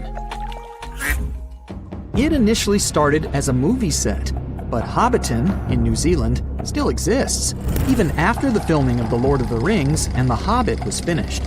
Tours to the charming set town are now available. There are 44 Hobbit holes in total, though only a few of them are actually open to the public. The isolated cliffside village of Gasadalar in the Faroe Islands has a population of only 11 people. It's mostly known for its scenic waterfall, which falls directly into the Atlantic Ocean. You could only reach it on foot, hiking through the mountains not so long ago. However, a tunnel has been constructed recently, making the place easily accessible by car. The 1980s musical Popeye had a custom set built on Malta. It wasn't taken down after the filming had been finished, and Popeye Village is now home to groups of beautifully colored wooden buildings and a company of actors. There's a lot of fun stuff to do there, like watch theater shows, go on boat rides, visit museums, or simply explore the creative village. The oldest and most photographed village in Austria is called Hallstatt. It's a hidden European gem with beautifully preserved old buildings and a subterranean salt lake. It's also home to a museum with artifacts as old as 7,000 years and the world's oldest salt mine. Fort Bortange in the Netherlands is a small establishment shaped like a star. Creative parts aside, it was built this way for defensive purposes. It gave the guards of the fort a strategic advantage because they had a perfect 360-degree view. These days, the construction is perfectly preserved, including its old buildings, cobblestone streets, wooden windmills, and sophisticated bridges. In Morocco, there's a traditional earthen village made entirely from clay bricks. You can find it in a valley close to the Atlas Mountains, 32 miles from the capital of Morocco. Merchants who followed the trans-Saharan trade route went through this town, carrying spices and gold. As the trade route became less and less popular, many of these fortresses were abandoned and are now preserved relics. It's one of the best places for skiing in the world, but it's still hidden from the public. No wonder the locals call it the secret side of the valley. Located in Austria, the tiny village of Warth has only a couple hundred inhabitants. Not only is it the snowiest village on Earth, but it also has access to one of the biggest ski slopes in the world. Its popularity increased a bit in 2013 when the construction of a high-speed road was completed nearby. Virano in Italy is one of the most colorful islands in the world. Because of its vibrant colors, it almost looks tropical. It features emerald green waters, beautiful houses, and a 17th century bell tower. Its lace-making tradition brought Leonardo da Vinci to the island back in the 1400s. He bought a piece of cloth there and later used it for the design of the famous Dome of Milan. If you have a UK passport, you must be familiar with the beautiful small town of Bibury, as its scenery is featured in your ID. It's surely one of the most charming towns in Europe, as it's made up of stone buildings standing on the River Colne. The image in the UK passports is that of Arlington Row, a line of weavers' cottages that date back to the 14th century. The town of Coober Pedy in Australia is partially underground. It all began back in 1915, when opal deposits were found in the area. To this day, the town is still the biggest opal mine in the world. People living there figured out that it would be more comfortable for them to stick to the underground, as the temperatures outside can reach 125 degrees Fahrenheit. So, the settlement now has underground stores and galleries. Coober Pedy is also home to the world's first 4-star underground hotel. To visit the most remote location in the whole world, you'll need to prepare yourself for quite a journey. If you're traveling from the United States, for example, the easiest route is a 15-hour-long flight to Cape Town, South Africa, followed by a 6-day boat ride. Only after that will you reach Tristan da Cunha. Or you can take a month-long cruise across the South Atlantic Ocean, whatever works better for you. Planning in advance is a must, since there are only 9 boat trips to the island yearly. The island itself is just 7 miles long. Sitting right in the middle of the South Atlantic Ocean, it covers a mere 37.8 square miles. The 300 residents are all farmers. They have the internet, but it's really slow. As for a phone network or a local newspaper, neither is available. The inhabitants of the island speak a dialect of English that is used by the smallest number of people in the world. Over millions of years, our planet has changed a lot. Ice ages, shifting tectonic plates, global floods, meteorites. Whole species of animals have come and gone over millennia. At some point in all of this, we humans came along. Now imagine a place that was cut off from the rest of the world for 5.5 million years, possibly much more. A place that no human had ever set foot in before. In 1986, we finally found it, Movila Cave. You head to the airport and buy a ticket to Romania. Next, you rent a car and drive southeast. You're looking for Constanța County, right near the Black Sea. Your phone says you're there, so you stop the car and look around. You're in the middle of a deserted field, nothing but a wide, lifeless plain. Then, you see it. A hole in the ground. As you move closer, you realize it's a shaft that leads deep down into the Earth's crust. Before you descend into the darkness, you take a rope, a hard hat, a powerful flashlight, and an oxygen tank. Don't forget to wear your protective suit and oxygen mask. You climb down slowly and look around. It's pitch dark below you, and you feel a little uneasy. But something's off. The darkness. It's not cold. Warm air wafts up from the depths. Finally, you feel the ground under your feet. You look around and see a lot of tunnels ahead that lead into the depths of the cave. The tunnels are covered with dry clay. Moving forward on all fours, you notice something. The air is getting warmer and wetter. You come out of a narrow tunnel and find yourself in a huge cave with a lake in the center. Now for the hard part. You have to dive in. The moment you get in the water, you get attacked by the smell of rotten eggs. You've just touched sulfide water, and now smelly hydrogen sulfide is everywhere. That's not all. The cave is also filled with carbon dioxide. Normal fresh air on the surface is about 20% oxygen, but here it's only 10%. Not enough for us to survive without our trusty oxygen tank. Still, all those other gases give you a nasty headache. You turn on your flashlight to full power and dive under. Somehow, you need to swim through these narrow underwater rifts. There are a lot of them. It looks like an underwater maze. You're a little worried, but your O2 tank is still pretty full. You squeeze through the rifts and finally find an open area. You freeze. From above, below, from all sides, you start to hear the sound of crawling creatures. The flashlight beam catches thousands of slippery, fast insects. This cave contains 48 species, 33 of which are completely new to us. Strange white snails crawl along the walls, and transparent shrimps, even small leeches, swim in the water. White centipedes with huge whiskers and transparent spiders shuffle around under your feet. There are even 2 species of scorpion, as if you weren't scared enough. Water scorpions, and another kind, as yet unidentified. It's not exactly your typical desert scorpion. Actually, nothing around here looks normal. All the creatures here are white or transparent.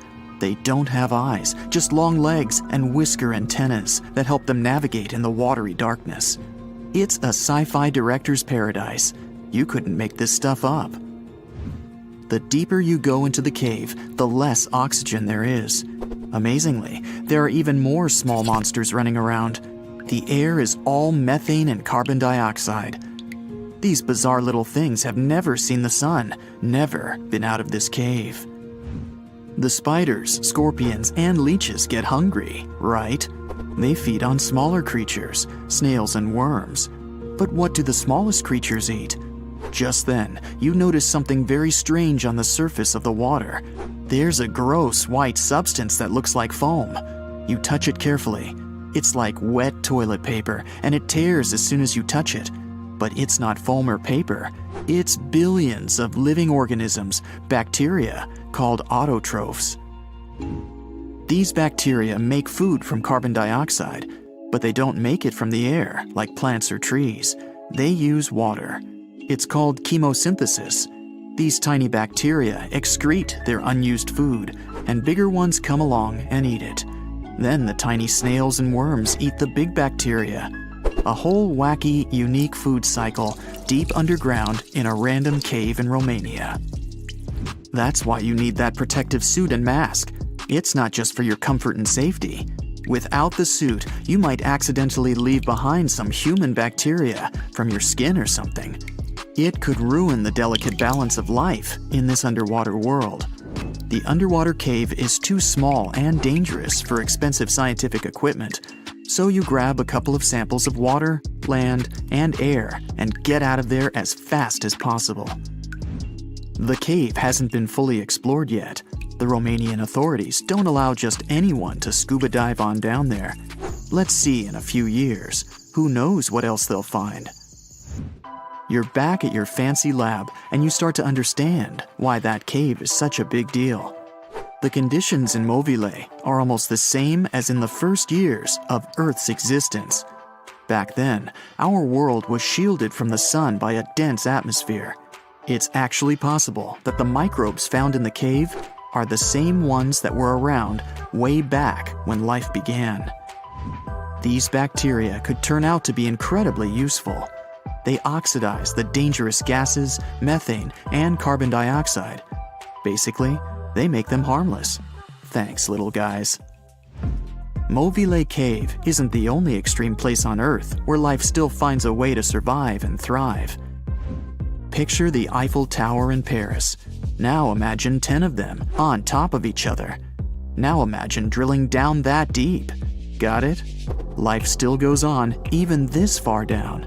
There's almost no oxygen there. The pressure is insanely high, and it's hotter than the hottest desert. Welcome to the nematode empire. Nematodes are worms, and these wiggly dudes are tough as nails. When there's no air, no food, or it's just too hot, they transform. It's called the dower stage. It's a state of stasis, of deep hibernation. The worm's metabolism slows way down. It's like they go to sleep for a long time and only wake up when there's enough air or food around, or when it gets cool enough. And you don't have to dig that deep to find these creatures. Nematodes are found all over the world. They live in hot springs, in deserts, high up in the mountains, in the harsh cold of Antarctica, inside animals, and even inside the human body. You don't have to travel to Mars to find out of this world scenery. There are places on Earth that look unreal. The Danakil Depression in Ethiopia is one of the hottest, driest, and most inaccessible places anywhere on Earth. It's a large desert that gets almost no rain, but there's still plenty of liquid around. It sits on 2 active volcanoes, so liquid hot magma often flows up from under the Earth's crust. There are also colorful lakes full of acidic water. The salt from the lakes reacts with volcanic minerals, making bizarre figures that look like the backdrop of a sci-fi movie. Toxic gases and chlorine vapors rise up from the lakes, making it one of the most dangerous places on Earth. You need a gas mask to survive, but life always finds a way. There are living things here, even in a lake so hot that the acidic water actually boils. Microbes live happily in the lakes and surrounding rocks. If something can survive here, who knows? You can find another tough survivor in the Lut Desert in Iran. They've just discovered a new and special kind of crustacean there. These creatures live in small lakes that appear from time to time thanks to desert rains. This species can survive for decades in dry sediments, just waiting for a tiny bit of water. So these are all very small life forms, but are you in the mood for some monsters? Scientists have just discovered them swimming in the waters off Antarctica. Massive sea spiders, huge starfish, transparent shrimp-like things. In 1 month, researchers found about 30,000 sea creatures, many of them never seen before. Who knows?